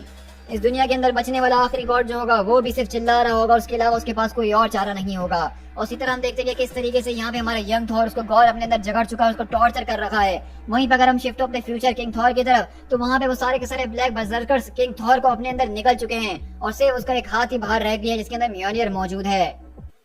एसगार्ड आज से हजारों सालों के बाद। जैसा कि सारी की सारी डार्कनेस मेरे ऊपर हावी होती जा रही थी तो मैं इसको महसूस कर पा रहा था। मैं महसूस कर रहा था कि इस पूरी की पूरी डार्कनेस ने मुझे अपने चारों तरफ से कैद कर लिया है और मैं इसके अंदर फ्लोट करना शुरू कर चुका हूँ। मैं थ्रू द एसगार्ड फ्लोट करते हुए जा रहा था, मैं रेनबो ब्रिज की तरफ से वापसी जा रहा था, मैं सारे के सारे फॉलन स्टैच्यूज को क्रॉस करते हुए जा रहा था, मैं उन सारी की सारी जगहों को क्रॉस कर चुका था जहाँ पे मेरे माँ, मेरे बाप, मेरी बीवी और मेरे सारे के सारे बच्चों को मैंने दफन किया है। मुझे महसूस हो रहा था कि किस तरीके से कोई चीज मुझे फ्लोट करते हुए वहाँ पे वापसी अंदर की तरफ ले जा रही है और अब मुझे ये एहसास होने लगा कि शायद अब वक्त आ चुका है कि फाइनली मैं अपनी फैमिली के साथ मिल जाऊंगा उनसे जाके। आज एट लास्ट मैं आज जहन्नुम की तरफ जाऊंगा। अफसोस के साथ मेरे मरने के बाद एसगार्ड के ऊपर कोई बहुत बड़ा ग्रैंड फ्यूनरल नहीं रखा जाने वाला है मेरे लिए, ना ही मेरी शान शौकत के अंदर कोई गाने वगैरह गाए जाने वाले हैं और ना ही कोई मेरे बड़े बड़े स्टेचूज को खड़ा किया जाने वाला है। ये रूइंड रॉक का पीस जो कि इस वक्त तुम देख रहे हो ये कभी एक रियल एटर्नल हुआ करता था और अब ये पूरी की पूरी रियल एक रूइन के अलावा कुछ भी नहीं बची है। ये जगह पूरी की पूरी मेरा टॉम स्टोन होने वाला है और इस बात की गवाही भी बनेगा कि किस तरीके से मैं अपनी ड्यूटी के अंदर फेल हो गया। एसगार्ड इससे बेहतर डिजर्व करता था, वो एक बेहतर राजा को डिजर्व करता था। मैं हमेशा से अपने हैमर को चलाने में बहुत ही ज्यादा माहिर था और एक वॉरियर की तरह जीना ज्यादा पसंद करता था, इसलिए मुझे ताज का और राजा बनने का कभी शौक ही नहीं था। लेकिन अल्टीमेटली ऐसा लग रहा है कि हम अपने दोनों के दोनों कामों के अंदर बहुत बुरे तरीके से फेल हो चुके हैं। मैंने अपनी जिंदगी को ज्यादा ही जी ली है और यही मेरी आज तक की सबसे बड़ी गलती है। मैं इतना ज्यादा जी चुका हूँ कि मैं अपने सामने हर उस शख्स को जिसकी मुझे परवाह थी, जिससे मुझे प्यार था, उसको मैं अपनी आंखों के सामने मरता हुआ देख चुका हूँ। मैं इतना ज्यादा जी चुका हूँ कि मैंने हर एक चीज का ट्रू एंड देख लिया है और मैं ये तो जरूर कह सकता हूँ कि अंत के अंदर कोई रैग्नारॉक इंतजार नहीं कर रहा है, कोई बहुत बड़ी बैटल इंतजार नहीं कर रही है, ना ही कोई अब उम्मीद है रिजरेक्शन की और ना ही रीबर्थ की। इस पूरे के पूरे एंड ऑफ द टाइम के अंदर मैं देख रहा हूँ कि सिर्फ एक ही गॉड जिंदा बचा हुआ है जो कि अपने अंदर बहुत ही ज्यादा शेम और साइलेंस के साथ बैठा हुआ है। लेकिन कम से कम अब मुझे सुकून तो मिला कि आखिरकार ये सारी की सारी चीजें फाइनली ओवर हो चुकी हैं। और इसी तरह हम देखते हैं कि यहाँ पे किंग थॉर को वो सारे के सारे ब्लैक बर्जर्कर्स बहुत ही बुरी हालत में मारने के बाद वापसी उसके थ्रोन रूम में लाके बिठा देते हैं और वहीं से ओडिन अपने होश में आता और कहता है मैं इस कुर्सी को महसूस कर सकता हूँ, मैं इसको बहुत ही अच्छे तरीके से जानता हूँ, लेकिन ये तो आफ्टर लाइफ नहीं है। आखिरकार मैं कहाँ हूँ? जरा रुको, ये क्या कर रहे हो तुम लोग? मुझे यहाँ छोड़ के क्यों जा रहे हो? वापसी लौट कर आओ, वापसी लौट कर आओ तुम कुत्तों, मेरी बात सुनो। लगता है कि गॉड बुचर मुझे सुकून से एक आखिरी विक्ट्री को भी एंजॉय करने नहीं देगा। क्या वो ऐसा भी नहीं कर सकता है? क्या वो मुझे सुकून से मरने भी नहीं दे सकता है? आओ वापसी और आके मुझे जान से मार दो। तो हम देख रहे हैं कि किस तरीके से यहाँ पे हमारा किंग थॉर जो है in the end of the time के अंदर अपनी सारी की सारी उम्मीदों को हार चुका है और अपने मरने का इंतजार कर रहा है, लेकिन गॉड द गॉड बुचर उसको जान से मार भी नहीं रहा है, बल्कि उसको उसी हालत के अंदर छोड़ के आगे बढ़ जाता है। अर्थ, प्रेजेंट डे। और इसी तरह हम यहाँ पे शिफ्ट होते हैं उसी गुफा के अंदर जहाँ पे थॉर आता है। उसके सामने एक आदमी इसको नजर आता है और वो पूछता है कि आखिरकार तुम कौन हो। तो कहता है कि मैं एक उस तरह का गॉड हूँ जो कि तुम्हें रोज रोज देखने को नहीं मिलता होगा, क्योंकि मैं एक ऐसा गॉड हूँ जिसने गॉड के चेहरे की तरफ देखा और उसके बावजूद भी वो जिंदा है, तुम्हारी तरह। हाँ, द माइटी थॉर, बिल्कुल तुम्हारी तरह, क्योंकि मैंने उसको तुम्हारे बारे में बहुत बार बात करते हुए सुना है। मेरा नाम है शेड्राक और मैं बिलोंग करता हूँ डायमंड मून्स ऑफ इगोहो से, और मैं एक गॉड हुआ करता था वाइन एंड वाटरफॉल्स का। लेकिन जब मेरे सामने गॉड बुचर आया तो मुझे नहीं पता कि आखिरकार उसने ये सब कुछ करने के बाद मुझे जिंदा क्यों छोड़ दिया। उसने मेरे आंखों के सामने मेरे पूरे के पूरे पैंथियन को बहुत ही बुरे तरीके से स्लॉटर कर दिया। उसके सारे के सारे ब्लैक बर्जर्कर्स, उन्होंने सब कुछ खत्म कर दिया, लेकिन उसके बावजूद भी उसने मुझे जान से नहीं मारा। हर एक दिन मैं उसके सामने भीख मांगता था कि अब वो मुझे भी मार दे, लेकिन उसके बावजूद उसने मेरे सारे के सारे पैंथियन को मेरी आंखों के सामने मारा। और जब मैं ज्यादा गिड़गिड़ाया तो उसने मेरी आईलिड्स तक को काट दिया, ताकि मैं अपनी आंखों को कभी बंद ही ना कर सकूं और वो सारी की सारी सफरिंग उसको देखने के अलावा मेरे पास कोई और चॉइस ना हो। ये बात तो माननी पड़ेगी कि सच में वो एक आर्टिस्ट है, और तुम इस बात को जानते हो ना। I mean, जो उसके पास वो वेपन मौजूद है उसके जरिए वो ऐसे ऐसे काम करता है जो कि सोचना भी इम्पॉसिबल सी बात है, और मैंने उसको वो सारे के सारे काम करते हुए देखा भी है। गॉड्स सच में जो है बहुत ही ज्यादा ब्यूटीफुल क्रिएचर्स हैं, लेकिन इससे पहले मैंने आज तक कभी गॉड्स के बारे में ऐसा नहीं सोचा था। जब गॉड द गॉड बुचर ने सारे के सारे गॉड्स के अंदर की चीजों को बाहर निकाला तो तब जाके मुझे इस बात का अंदाजा हुआ। मैं इस बारे में श्योर नहीं हूँ कि अब मेरा दिमाग भी अपनी जगह पे है कि नहीं, क्योंकि गॉड ने मुझे ऐसी ऐसी चीजें दिखाई हैं जिसको देखने के बाद एक आम इंसान तो पागल ही हो जाता। मैं वहाँ से तब भागने में कामयाब हुआ जब वो एक मेरे पुराने दोस्त गॉड जनारो को मार रहा था, जो कि गॉड ऑफ फ्रेंडशिप है और मैं उसको बचपन से जानता था। और मैं इस केव के बारे में बहुत अच्छे तरीके से जानता था, क्योंकि ये एक वो जगह है जहाँ पे गॉड कभी भी अपने कदम वापसी रखने के बारे में नहीं सोचेगा, क्योंकि उसने इस केव के बारे में बहुत बार बात करी और जिस तरीके से उसने डिस्क्राइब करा है उसको देख के लगता है कि वो इस केव से बहुत ज्यादा डरता है। वो इस बात को बताता है कि किस तरीके से तुमने जो है गॉड के ऊपर एक बहुत ही बड़ा कर्ज किया था और गॉड को बहुत कुछ सीखने को मिला था इस पूरी की पूरी गुफा के अंदर, और इसी वजह से वो तुम्हें सबसे आखिर के लिए बचा के रखने वाला है। थॉर बोलता है कि हमें ये बताओ आखिरकार कि ये गॉड बुचर इस वक्त है कहाँ, हम उसको कैसे तलाश कर सकते हैं। तुम्हें उसको तलाश करने की कोई जरूरत नहीं है, वो बहुत जल्द तुम्हें तलाश कर लेगा। उसका रेज वो कभी खत्म नहीं होगा। वो रेज सारा का सारा उसके उस वेपन की वजह से है जो कि उसको जिंदा रखता है। अब वो जो वेपन है वो उसी का एक हिस्सा बन चुका है, और इसके लिए तुम्हारा बहुत शुक्रिया। जब वो यहाँ पे आएगा तो तुम उसको बहुत अच्छे तरीके से देख ही लोगे। तुम देखोगे कि तुम्हारे दोस्त बिना खाल के कैसे नजर आते हैं। तो वहीं से थॉर बोलता है कि मुझे बस तुम इतना बता दो कि आखिरकार अब वो किस तरफ जा रहा है, उसका क्या प्लान है, और मैं इस बात का वादा करता हूँ कि चाहे कुछ भी हो जाए मैं तुम्हें हमेशा सेव रखूंगा। तो वहीं से शेड्रैक कहता है कि देखो मुझे सच में इसके बारे में कुछ भी नहीं पता, और मुझे पता हो भी कैसे सकता है, क्योंकि जब भी वो किसी के ऊपर अटैक करता है तो वहाँ से सिर्फ चीखने चिल्लाने की आवाजें आती हैं। वो सबके सीक्रेट्स को उनके अंदर से निकाल लेता है। हाँ, एक वर्ड क्रोनक्स, इसके बारे में उसने बहुत ही ज्यादा ध्यान दिया था और उसको बार बार दोहराया करता था। थॉर बोलता है कि क्रोनक्स, आखिरकार ये किस तरह का वर्ड है, हमने इससे पहले कभी ऐसा कुछ नहीं सुना, ये क्या चीज है, क्या ये कोई गॉड है। तो शेड्रैक बोलता है कि मुझे बस यहाँ पे अकेला छोड़ दो, मैं यहाँ पे अपनी मौत का इंतजार कर रहा हूँ, जब तक मैं यहाँ पे छुप सकता हूँ मैं छुप के रहूंगा, प्लीज यहाँ से चले जाओ, मुझे कोई शौक नहीं है तुम्हारी किसी भी किस्म की कोई मदद करने का। लेकिन वहीं से थॉर बोलता है कि आओ मेरे साथ शेड्रैक, मैं इस बात की कसम खाता हूँ कि गॉड बुचर आज के बाद तुम्हारे ऊपर कभी एक हाथ नहीं उठाने वाला है। चलो मेरे साथ, ताकि हम फॉर वंस एंड ऑल इस सारी की सारी चीजों को अंत कर सकें। Omnipotency, nexus of all the gods। और इसी तरह हम देखते हैं कि थॉर यहाँ पे दोबारा इस लाइब्रेरी के अंदर आता है और लाइब्रेरियन को ढूंढ रहा होता है, लेकिन वहीं से शेड्रैक बोलता है कि मैंने अपने दिमाग को बदल लिया है, अब मुझे वापसी केव के अंदर जाना है। तो थॉर बोलता है कि तुम्हें परवाह करने की जरूरत नहीं है, ये जगह बहुत ही ज्यादा सेफ है, इसको कहा जाता है the halls of all knowing. हमें यहाँ पे जरूर पता चल जाएगा वो क्रोनक्स नाम का गॉड कौन है, हम इस लाइब्रेरी के जरिए उसको ट्रैक करने में जरूर सक्सेसफुल होंगे। लाइब्रेरियन, आखिरकार तुम हो कहाँ, मुझे नजर क्यों नहीं आ रहे।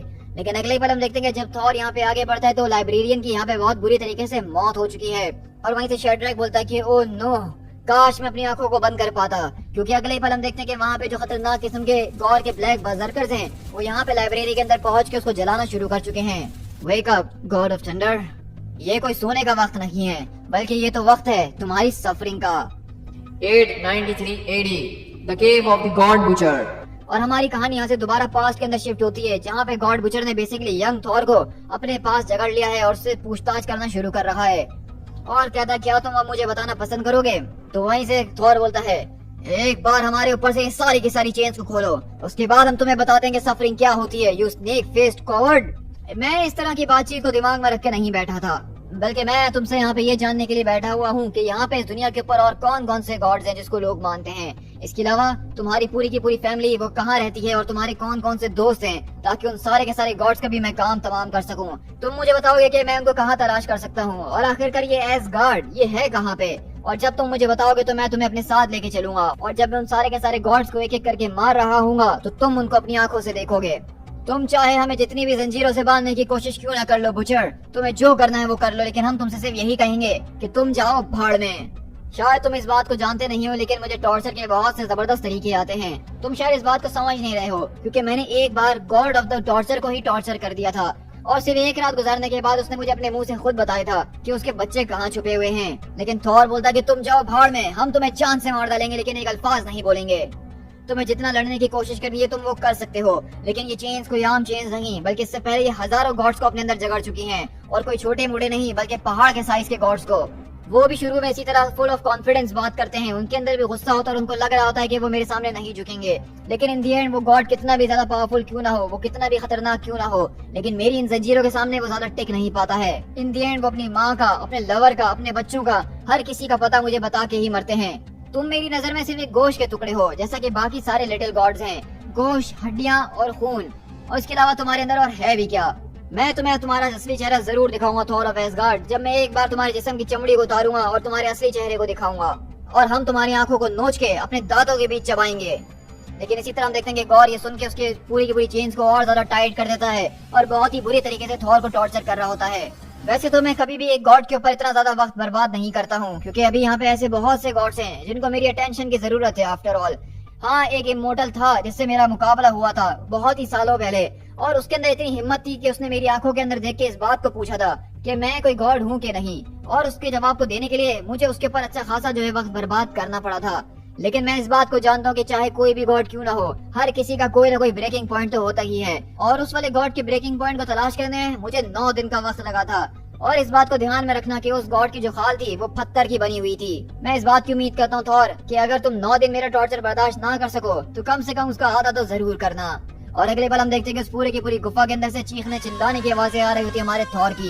लेकिन इसी तरह हम यहाँ से लाइब्रेरी के अंदर शिफ्ट होते हैं, जहाँ पे हम देखते हैं कि थॉर इन ब्लैक बर्जर्कर से जबरदस्त तरीके से मुकाबला कर रहा होता है, और वो बर्जर्कर जो है वो बेसिकली शेड्रैक के ऊपर भी अटैक करते हैं, और वो कहता है कि नहीं प्लीज, मैं वापसी गॉड के पास नहीं जाने वाला हूँ, वो मुझे वापसी इन सारी की सारी चीजों को नहीं दिखा सकता है, मैं हार नहीं मानूंगा अब। और अगले बार हम देखते हैं कि बेसिकली वो भी जो इन सारे के सारे बर्जर्कर्स के ऊपर अटैक कर रहा होता है, और थॉर वहीं से आके उसको बचाता है। और वहीं से हम देखते हैं कि लाइब्रेरियन अभी मरा नहीं बल्कि जिंदा होता है, और कहता है कि तुम अपने साथ बहुत ही लवली फ्रेंड्स लेकर आए हो गॉड ऑफ थंडर। ये ब्लैक बर्जर्कर्स हैं, और इनका यहाँ पे आने का मकसद ये है कि यहाँ पे ये शायद किसी चीज के पीछे आए हैं। लगता है कि ये हमसे कोई चीज छुपाना चाहते हैं। क्रोनक्स, लॉर्ड लाइब्रेरियन, आखिरकार मुझे वो किताब कहाँ मिलेगी जहाँ पे गॉड क्रोनक्स के बारे में कोई किताब मौजूद है।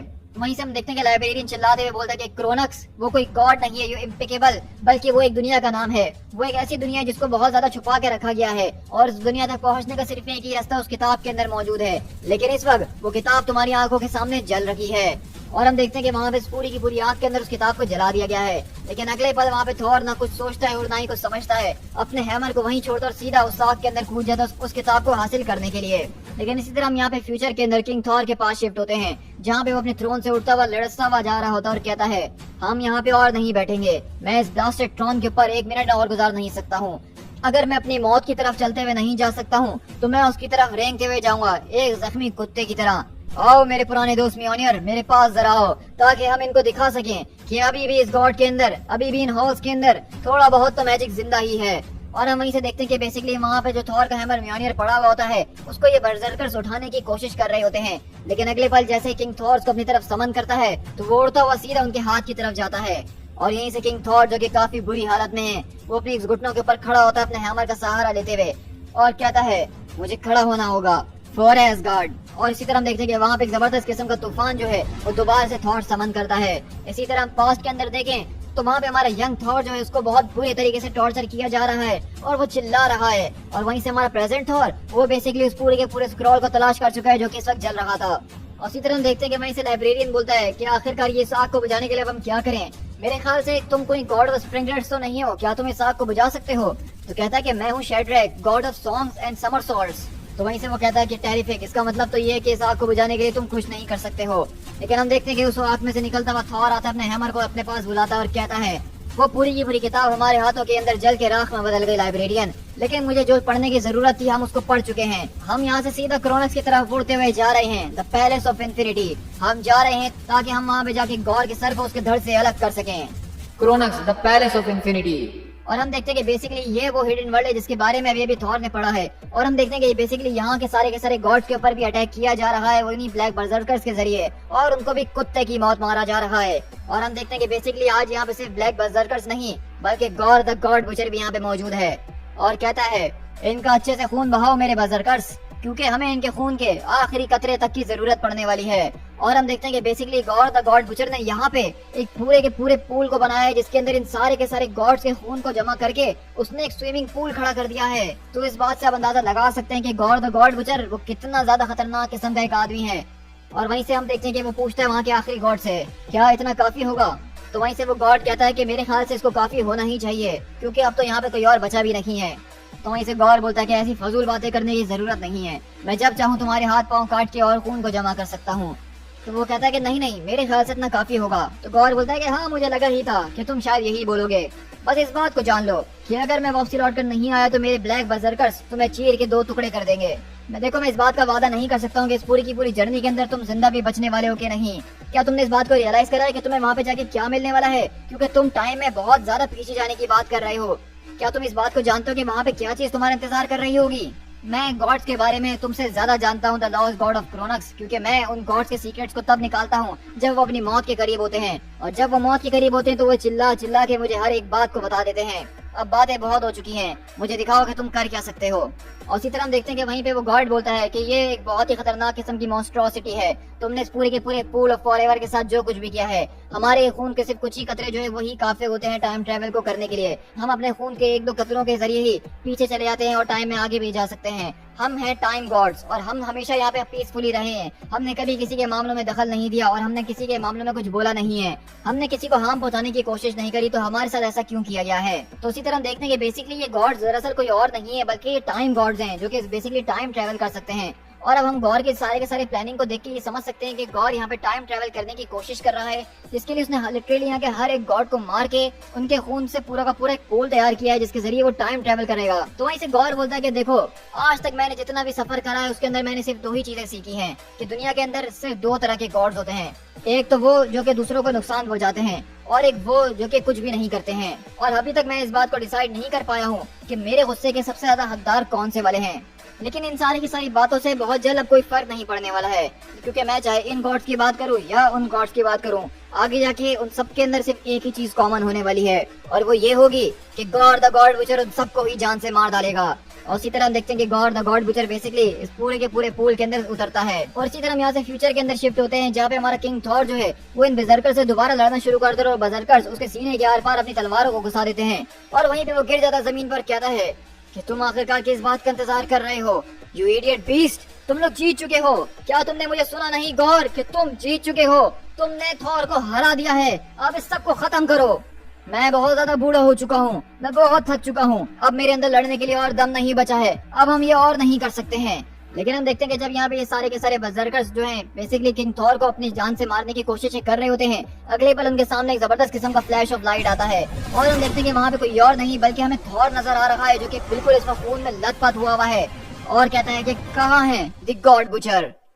The present day, Chronux, the palace of infinity. जिस दुनिया से मैं आया हूँ उस दुनिया पे लोगों को ज्यादा कुछ पता नहीं है, बस वो उसी को मानते हैं जो कि वो अपनी आंखों के सामने देख सकते हैं और जो कुछ भी वो देखते हैं उसको भी वो कॉम्प्रीहेंड नहीं कर सकते हैं। जब मैं छोटा था तो मुझे इस तरह से विश्वास दिलाया गया था कि जो सितारे हैं वो दरअसल कुछ और नहीं बल्कि हमारे एंसेस्टर्स की आंखें हैं और ये उन लोगों की आंखें हैं जिन्होंने हमारे गॉड्स को प्लीज करा और उनकी अप्रूवल ली, जो कि हमारी गॉड्स की नजर में वर्ती थे। इसलिए हमारी एंसेस्टर्स की आंखों को सितारों के अंदर बदल दिया गया ताकि वो हर रात इसी तरह चमकते रहें और उनका नाम रोशन रहे। और जो लोग हमारे गॉड्स को खुश नहीं कर पाते थे उनके बारे में बताया जाता था कि उनको हमेशा के लिए सफरिंग के लिए छोड़ दिया गया है सूरज के अंदर। और हमें यही बताने जाने लगा कि ज्यादातर लोग जो है वो अनवर्दी होते हुए मर रहे हैं। इसी वजह से दिन ब दिन सूरज जो है वो गर्म पे गर्म होते जा रहा है, क्योंकि ज्यादातर लोग वो सूरज के अंदर ही जा रहे हैं जलने के लिए। और इसी तरीके से हमें सिखाया गया था कि हमें अपनी गॉड्स की इज्जत करनी चाहिए, वो भी डर के जरिए। और मैं हमेशा अपने आप से यही सवाल किया करता था, आखिरकार वो देवता कहाँ थे जब मुझे उनकी सबसे ज्यादा जरूरत थी? वो हमेशा की तरह वहीं पे थे जहाँ वो हमेशा ही रहते हैं, इस सारे के सारे यूनिवर्स के अंदर। लेकिन उनको फिर भी कोई तलाश नहीं कर पाता है, उनको कोई ढूंढ नहीं पाता है। और इसी तरह हम देखते हैं कि basically God the god butcher इस पूरे के पूरे खून के पूल के अंदर उतर जाता है और वहीं पे वो बेसिकली टाइम ट्रेवल करता हुआ 14 बिलियन ईयर्स तक हो जाता है इस वॉइड के अंदर, जब इस पूरी की पूरी यूनिवर्स का स्टार्ट किया गया था। और मुझे इस बात के बारे में सिखाया गया था कि किस तरीके से यूनिवर्स जो पैदा हुई है वो एक गॉड के आंसू के जरिए हुई है, क्योंकि वो गॉड इस पूरी की पूरी एम्प्टीनेस के अंदर अकेला था बिल्कुल। और जब उसका दिल टूट चुका था, वो अकेला हो चुका था, तो उसने अपने एक आंसू को बहा था। उस आंसू के जरिए एक पूरा का पूरा ओशन बन गया था, उस आंसू के जरिए एक ओशन बन गया था और वो ओशन बाद में जाके आइस बना था और उस आइस के जरिए दुनियाएं बनना शुरू हुई थी। और वो देखो जरा, वो मेरे आंखों के सामने बैठा हुआ है गॉड जिसने इस पूरी की पूरी क्रिएशन का स्टार्ट करा था। और इस वक्त मैं देख रहा हूँ कि किस तरीके से उस गॉड ने अपनी पहली क्रिएशन को बनाया है और उसकी तरफ देख के वो स्माइल कर रहा है। लेकिन अब जैसा कि मैं यहाँ पे खड़ा होकर इनको अपनी आंखों से देख रहा हूँ, तो मैं देख रहा हूँ कि किस तरीके से यहाँ पे लाइफ के नाम पे सिर्फ एक मजाक किया जा रहा है और कुछ भी नहीं। मैं देख रहा हूँ कि यहाँ पे किस तरीके से सारे के सारे गॉड्स अकेलेपन से रो रहे हैं, लेकिन यहाँ पे आंसू तो मुझे कहीं पे भी नजर नहीं आ रहे, बल्कि मैं देख रहा हूँ कि किस तरीके से पैदा होने के कुछ मिनटों के बाद ही वो मौत के लिए भीख मांग रहे हैं। मुझे यहाँ पे कोई ग्रैंड प्लान नजर नहीं आ रहा जो कि काम कर रहा हो, ना ही मुझे यहाँ पे कोई बेनेवलेंट ओमनीपोटेंस नजर आ रही है डिस्प्ले के अंदर। मुझे यहाँ पे बस कुछ बिगड़े हुए ऑफ स्प्रिंग्स नजर आ रहे हैं एल्डर गॉड्स के, और उनकी नजर में ये सारे के सारे इंसान को मायने नहीं रखते हैं, बल्कि वो उनके साथ खिलौनों की तरह खेल रहे हैं। लेकिन चाहे ये गॉड्स कुछ भी करने की कोशिश क्यों ना कर लें, मैं इस बात को जानता हूँ कि जिंदगी जो है वो एक न एक दिन अपना रास्ता ढूंढ ही लेगी और अलग अलग दुनियाओं के ऊपर अलग अलग क्रिएचर जो है वो जन्म लेंगी और जन्म लेते लेते वो इवॉल्व करेंगी और अपने ऊपर खड़ी हो जाएंगी और अल्टीमेटली वो सीख जाएंगे कि डर क्या होता है, और वो ये भी जान जाएंगे कि उनको अपने गॉड्स को वर्शिप करना है जिसको वो अस्यूम करते हैं कि उन्होंने उनको बनाया है। लेकिन अगर इस यंग गॉड की बात की जाए तो कम से कम इसके लिए आज के दिन कोई मंदिर खड़े नहीं किए जाने वाले हैं। My name is gore, son of the nameless father, और मुझे अपने ही प्लेनेट से बाहर निकाल दिया गया था। मैंने यहाँ तक पहुँचने के लिए बहुत से खतरनाक किस्म के काम किए और बहुत ज्यादा लोगों को जान से मारने की कोशिशें की हैं, ताकि मैं the genesis of all things में पहुँच चुकूं।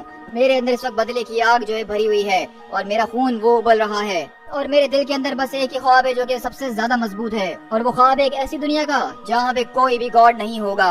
और अगले बार हम देखते हैं कि basically God the god butcher यहाँ पे यूनिवर्स के स्टार्ट पे पहुंच के जो कि सबसे पहला यहाँ पे गॉड मौजूद था जिसने सब कुछ बनाया है, लिटरली उसने वहाँ पे टाइम ट्रेवल करके उसको ही जान से मार दिया। The present day, Cronax, the Palace of Infinity. और अगले बार हम देखते हैं कि बेसिकली उस पूरे के पूरे पूल से कोई और नहीं बल्कि गॉड द गॉड बुचर वापसी बाहर निकलता है और वहीं से वो गॉड एकदम परेशान होकर कहता है कि इम्पॉसिबल, मुझे माफ करना कि मैंने तुम्हें डिसअपॉइंट किया गॉड ऑफ क्रोनक्स, लेकिन देखो गॉड अभी तक जिंदा है और वो अपने प्राइस को अपने साथ लेकर आया है। और हम देखते हैं कि basically God the god butcher उस पूरे के पूरे गॉड का दिल अपने साथ निकाल के लेकर आ चुका है और कहता है कि by the stars of all the heavens, क्या ये, हाँ तुम सही पहचाने, ये दिल अभी तक गर्म है और ये एल्डर गॉड का है, सही कहा तुमने। और अब मेरे पास मेरे पूरे के पूरे प्लान का पहला हिस्सा जो है वो मुझे मिल चुका है। अब मुझे जरूरत है चांद की, 1 या 2 चांद मेरे लिए काफी होंगे। मुझे कुछ सेंचुरीज का टाइम चाहिए ताकि मैं उस पूरी की पूरी जगह को बना सकूं। और हाँ, गुलामों की, मुझे गुलामों की बहुत ही ज्यादा जरूरत है जो कि मेरा ये काम करेंगे। तो हम देखते हैं कि बेसिकली यहाँ पे गॉड द गॉड बुचर का ये प्लान अभी से भी स्टार्ट हुआ है और बेसिकली उस पूरे के पूरे दिल के साथ कुछ बहुत ही ज्यादा बड़ी चीज बनाने की कोशिश कर रहा है, जिसके लिए उसको गुलामों की जरूरत पड़ने वाली है, अलग अलग प्लैनेट्स की और टाइम की जरूरत पड़ने वाली है। लेकिन इसी तरह हम देखेंगे जब यहाँ पे गौर आगे बढ़ सके, अगले पल वहाँ पे बादल गरजने की आवाज आती है और वहाँ पे जोरदार बिजली का झटका गिरता है। बुचर ऑफ गॉड्स, अपने अंत के लिए तैयार हो जाओ क्योंकि थॉर अब यहाँ पे पहुँच चुका है। 893 AD, the cave of the God Butcher. और इसी तरह हम देखते हैं कि यहाँ पास के अंदर गौर आता है थॉर के पास और कहता है, क्या मुझे अब रुक जाना चाहिए? तो थॉर बोलता है कि तुम्हें जो करना है वो करो। इस बात को तो मानना पड़ेगा कि पिछले 17 दिनों से मैं तुम्हें टॉर्चर कर रहा हूँ और अपनी पूरी अटेंशन दे रहा हूँ। मेरे ख्याल से आज तक कोई इतना ज्यादा मजबूत गॉड मेरे सामने नहीं आया जो कि इतना लंबे अरसे तक मेरे सामने टिका हो। तो बताओ मुझे, क्या तुम्हारे दूसरे फेलो गार्डियंस के अंदर भी इतनी हिम्मत है कि वो भी इस तरह का टॉर्चर बर्दाश्त कर सके तुम्हारी तरह? तो थॉर बोलता है कि मुझे इसके बारे में और कुछ नहीं पता है। तो गौर बोलता है कि तुम्हें सिर्फ इस वक्त एक ही चीज पता है जो कि तुम चाहते हो, और वो है कि ये सारी की सारी चीजें रुक जाएं। तो क्या मैंने ठीक कहा थॉर? और ये सारी की सारी चीजें रुक भी जाएंगी, बस तुम्हें मुझे उन सवालों के जवाब देने होंगे जो कि मैं तुमसे पूछ रहा हूँ। बस तुम मुझे एक बार बता दो कि ये एसगार्ड कहाँ है ताकि मैं सारे के सारे गॉड्स का काम तमाम कर सकूं। लेकिन वहीं से थॉर बोलता है कि हाँ हम चाहते हैं सबको रोकना, इसको बस बंद कर दो अब, क्योंकि हम देखते हैं कि बेसिकली पिछले 17 दिनों से थॉर को इसी पोजीशन के अंदर लटकाया गया है और उसको टॉर्चर किया जा रहा है गॉड द गॉड बुचर के जरिए। लेकिन उसके बावजूद थॉर ने अभी तक हार नहीं मानी है तो वहीं से गौर बोलता है कि चलो मैं तुम्हारे लिए थोड़ी सी आसानी कर देता हूँ। क्या तुम्हारी फैमिली के अंदर ऐसा कोई है जिससे तुम नफरत करते हो? कोई छोटा भाई या बहन वगैरह, या तुम्हारे पेरेंट्स भी हो सकते हैं, क्योंकि मैं तुमसे वादा करता हूँ कि तुम मुझे बताओगे तो मैं तुम्हारे लिए सबसे पहले उसी को मारूंगा। और इसी तरह हम देखते हैं कि थॉर वहाँ पे अपनी इस हालत में आ चुका है कि अब उसके मुंह से अल्फाज भी नहीं निकल रहे हैं। लेकिन तभी आवाज आती है, वो रहे वो, हमने उनको तलाश कर लिया है। तो गौर पीछे पलटकर कहता है कि किसकी इतनी हिम्मत हुई यहाँ पे अंदर घुसने की। और हम देखते हैं कि वहाँ पे दरअसल कोई और नहीं बल्कि थॉर के जो सारे के सारे वाइकिंग्स होते हैं वो यहाँ पे थॉर को तलाश करते हुए पहुंच चुके हैं और कहते हैं, अपने अपने भाइयों को तैयार कर लो बर्ज़र्कर्स, आज हम अपने गुस्से को इनके ऊपर बरसाएंगे और इसकी वो हालत करेंगे जो कि इसने कभी सोची भी नहीं होगी। आज की रात हम खाना खाएंगे वैल्हैला के अंदर, आज की रात हम मरेंगे थॉर के लिए। और इसी तरह हम देखते हैं कि वहाँ पे वो सारे के सारे वाइकिंग्स अपने भालों को, अपनी तलवारों को, अपने तीरों को, सब कुछ जो है गौर के ऊपर बरसाना शुरू कर देते हैं। लेकिन इसी तरह हम यहाँ पे प्रेजेंट के अंदर शिफ्ट हो तो हम देखते हैं कि थॉर यहाँ पे गौर और उसके बर्ज़र्कर से जबरदस्त तरीके से मुकाबला कर रहा है और कहता है कि गौर, बहुत हो चुका है बुज़दिल, अब मेरे सामने आओ, अब इन खोखले हंस के पीछे छुपना बंद करो। मेरा मियानीर इनको पीट पीट के थक चुका है। आज हम यहाँ पे तुम्हारे खून को चखने के लिए आए हैं, तुम्हारे आंसुओं को और तुम्हारे दांतों को। तो वहीं से हम देखते हैं कि गौर थॉर के पास आके उसके ऊपर अटैक करते हुए बोलता है, कितना लवली है ना कि तुम बड़े जबरदस्त तरीके से ग्रो अप कर चुके हो, क्योंकि आखिरी बार अब जब मिले थे तो तुम काफी छोटे थे। और रही बात मेरे ब्लैक बर्ज़र्कर्स की, तो कोई ये खोखले हस्क नहीं है गॉड ऑफ थंडर, बल्कि ये भी मेरा ही हिस्सा है और इसके अंदर मुझे शुक्रिया तुम्हें ही कहना चाहिए। तो वहीं से थॉर बोलता है कि बस अब बहुत हो चुका है, एक गॉड की तरह मुकाबला करो हमसे। इन बर्ज़र्कर्स के अंदर अपना ही एक दिमाग मौजूद है, लेकिन वो ऑर्डर्स को मेरे ही फॉलो करते हैं। लेकिन रही बात उन बर्ज़र्कर्स की जिन्होंने तुम्हारे पर the halls of all knowing के अंदर अटैक करा, तो उनको मैंने नहीं भेजा था। फॉर इंस्टेंस, शायद मेरे अंदर का एक हिस्सा था जो कि गॉड ऑफ थंडर को यहाँ पे बुलाना चाहता था, जो कि एक ऐसा गॉड था जो कि मेरे हाथों से बच चुका था। शायद मैं चाहता था कि मैं अपने नेक्स्ट मिशन के फेज को स्टार्ट करने से पहले तुम्हें ये सब कुछ दिखाऊं कि मैं क्या करने वाला हूँ, क्योंकि आफ्टर ऑल ये सारी की सारी चीजें तुम्हारे बगैर मेरे लिए करना बिल्कुल इम्पॉसिबल थी। और इसी तरह हम यहाँ से पास्ट के अंदर शिफ्ट होते हैं, जहाँ पे वो सारे के सारे वाइकिंग्स गौर के ऊपर बहुत ही ज्यादा जबरदस्त तरीके से बरस रहे होते हैं। गौर उनको जो है एक एक करके मार रहा होता है और अपने वेपन का शिकार कर रहा होता है। और हम देखते हैं कि वो वाइकिंग्स थॉर को आजाद करवाने की आजाद कर रहे होते हैं, लेकिन गौर किसी को भी वहाँ तक पहुँचने नहीं दे रहा होता है। लेकिन इसी तरह हम देखते हैं कि वहाँ पे एक वाइकिंग जो है थॉर के बहुत ज्यादा करीब पहुँच जाता है अपने एक्स को लेते हुए, लेकिन वहीं पे गौर को अपनी तरफ खींच लेता है और कहता है कि मेरी बात को जरा गौर से सुनो फूस, अपनी जानों को इस तरह से यहाँ पे मत जाया करो इन यूजलेस गॉड्स के लिए। ये वो लोग नहीं है जो कि तुम्हारी डिवोशन के वर्ती हैं, ये वो लोग नहीं है जिनको तुम्हें पूछना चाहिए। तुम अपने आप से पूछो और मुझे बताओ क्या मैं गलत कह रहा हूँ। लेकिन वहीं से वो आदमी बोलते हैं, for the love of Odin, क्या यहाँ पे कोई है जो कि इसके गले को चीर के इसकी आवाज को बंद करेगा। तो वहीं से गौर बोलता है कि वह सब बहुत हो चुका है, मैंने तुम्हें समझाने की बहुत ज्यादा कोशिश करी, लेकिन अगर तुम्हें गॉड्स के लिए मरने का इतना ही शौक है तो मैं तुम्हारी इस ख्वाहिश को पूरा कर देता हूँ। और हम देखते हैं कि थॉर वहाँ पे जोर जोर से चिल्ला रहा होता है क्योंकि उन जंजीरों ने इसको जकड़ लिया है।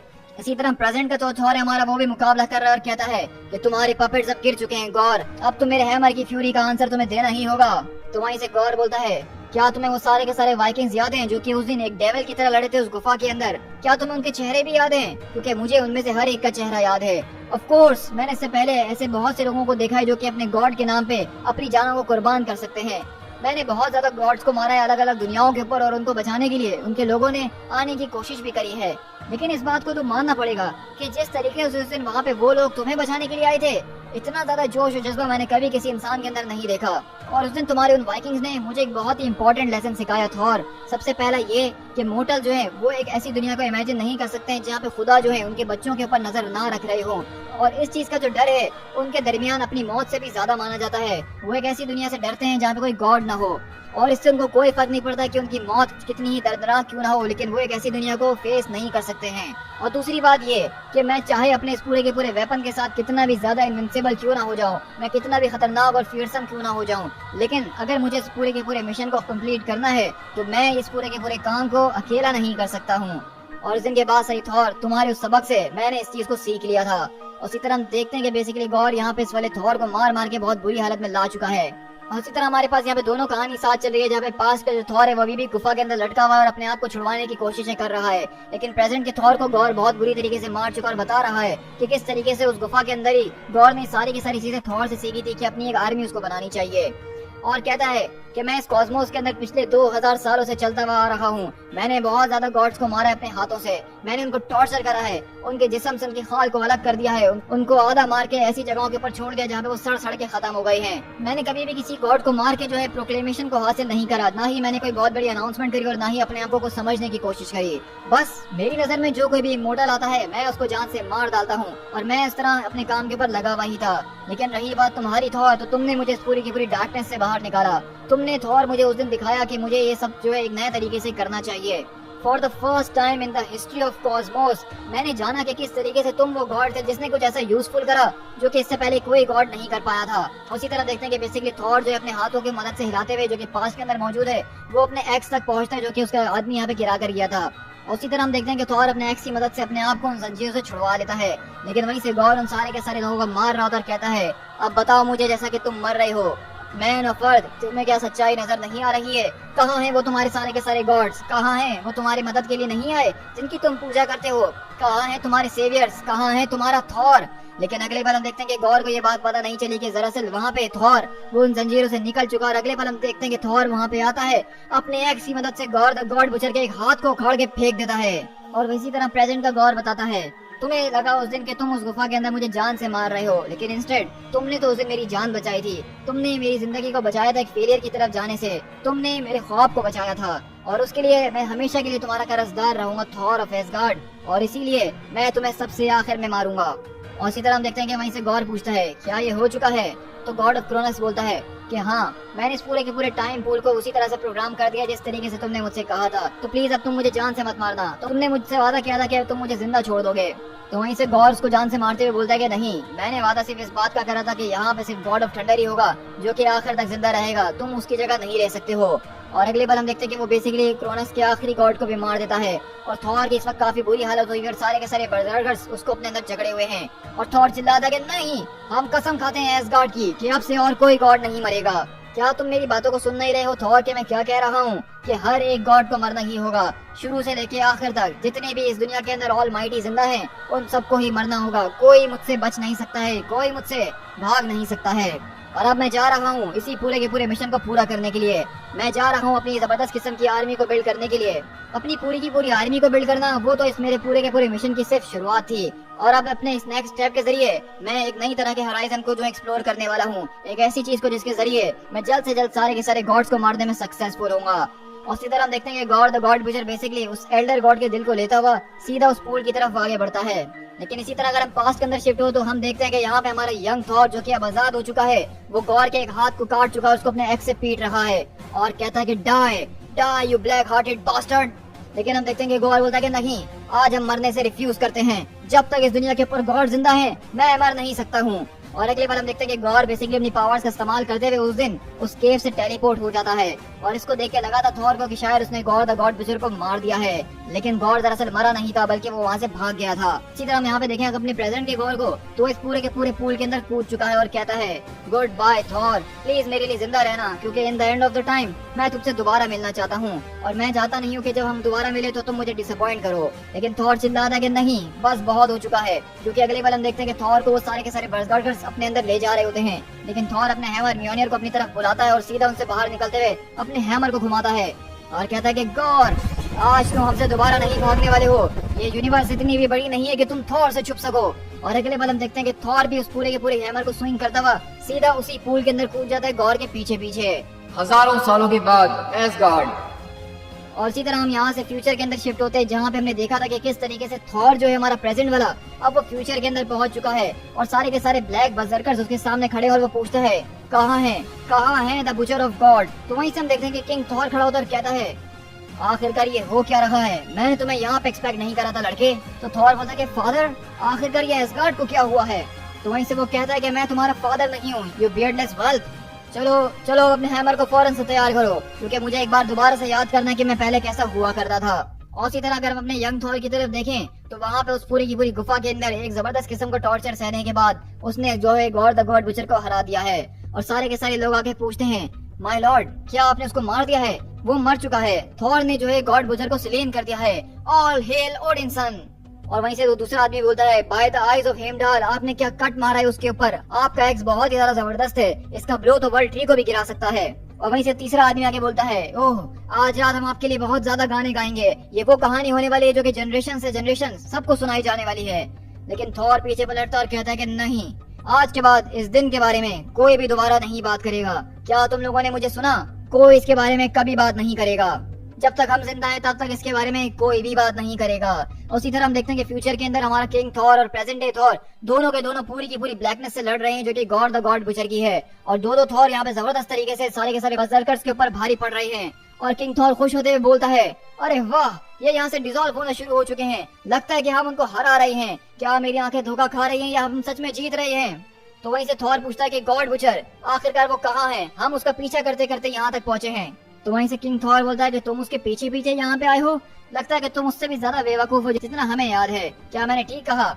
हाँ, हम इस बात को मानते कि शायद तुम उसका पीछा करते करते सेम स्पॉट के ऊपर आए होगे, लेकिन ये बात मानने वाली है कि तुम्हें थोड़ी सी देर हो चुकी है लड़के, क्योंकि God the god butcher already इस टाइमलाइन के अंदर पिछले 900 साल से आ चुका है। क्योंकि हमने देखा था कि किस तरीके से गॉड थॉर से पहले गया था और थॉर जो इसके बेसिकली कुछ सेकंड्स के बाद गया था, लेकिन उस कुछ सेकंड्स के फासले की वजह से थॉर जो है वो basically God the god butcher के 900 साल के बाद पहुंचे इस टाइमलाइन के अंदर। और किंग थॉर बताता है कि पिछले 900 साल से वो यहाँ पे बहुत ही ज्यादा बिजी है। और इसी तरह हम लोग यहाँ से बेसिकली स्पेस के अंदर एक प्लेनेट के ऊपर शिफ्ट होते हैं, जहाँ पे गॉड द गॉड बुचर मौजूद है। और जिस प्लान की वो बात कर रहा था वो यहाँ पे वही सारे के सारे काम कर रहा है। और कहता है, एक और थॉर, ये कितना ज्यादा स्प्लेंडेड है। लगता है थॉर और मेरी किस्मत जो है हमेशा के लिए जुड़ चुकी है और कभी मेरा उससे दिल भरने ही नहीं वाला है।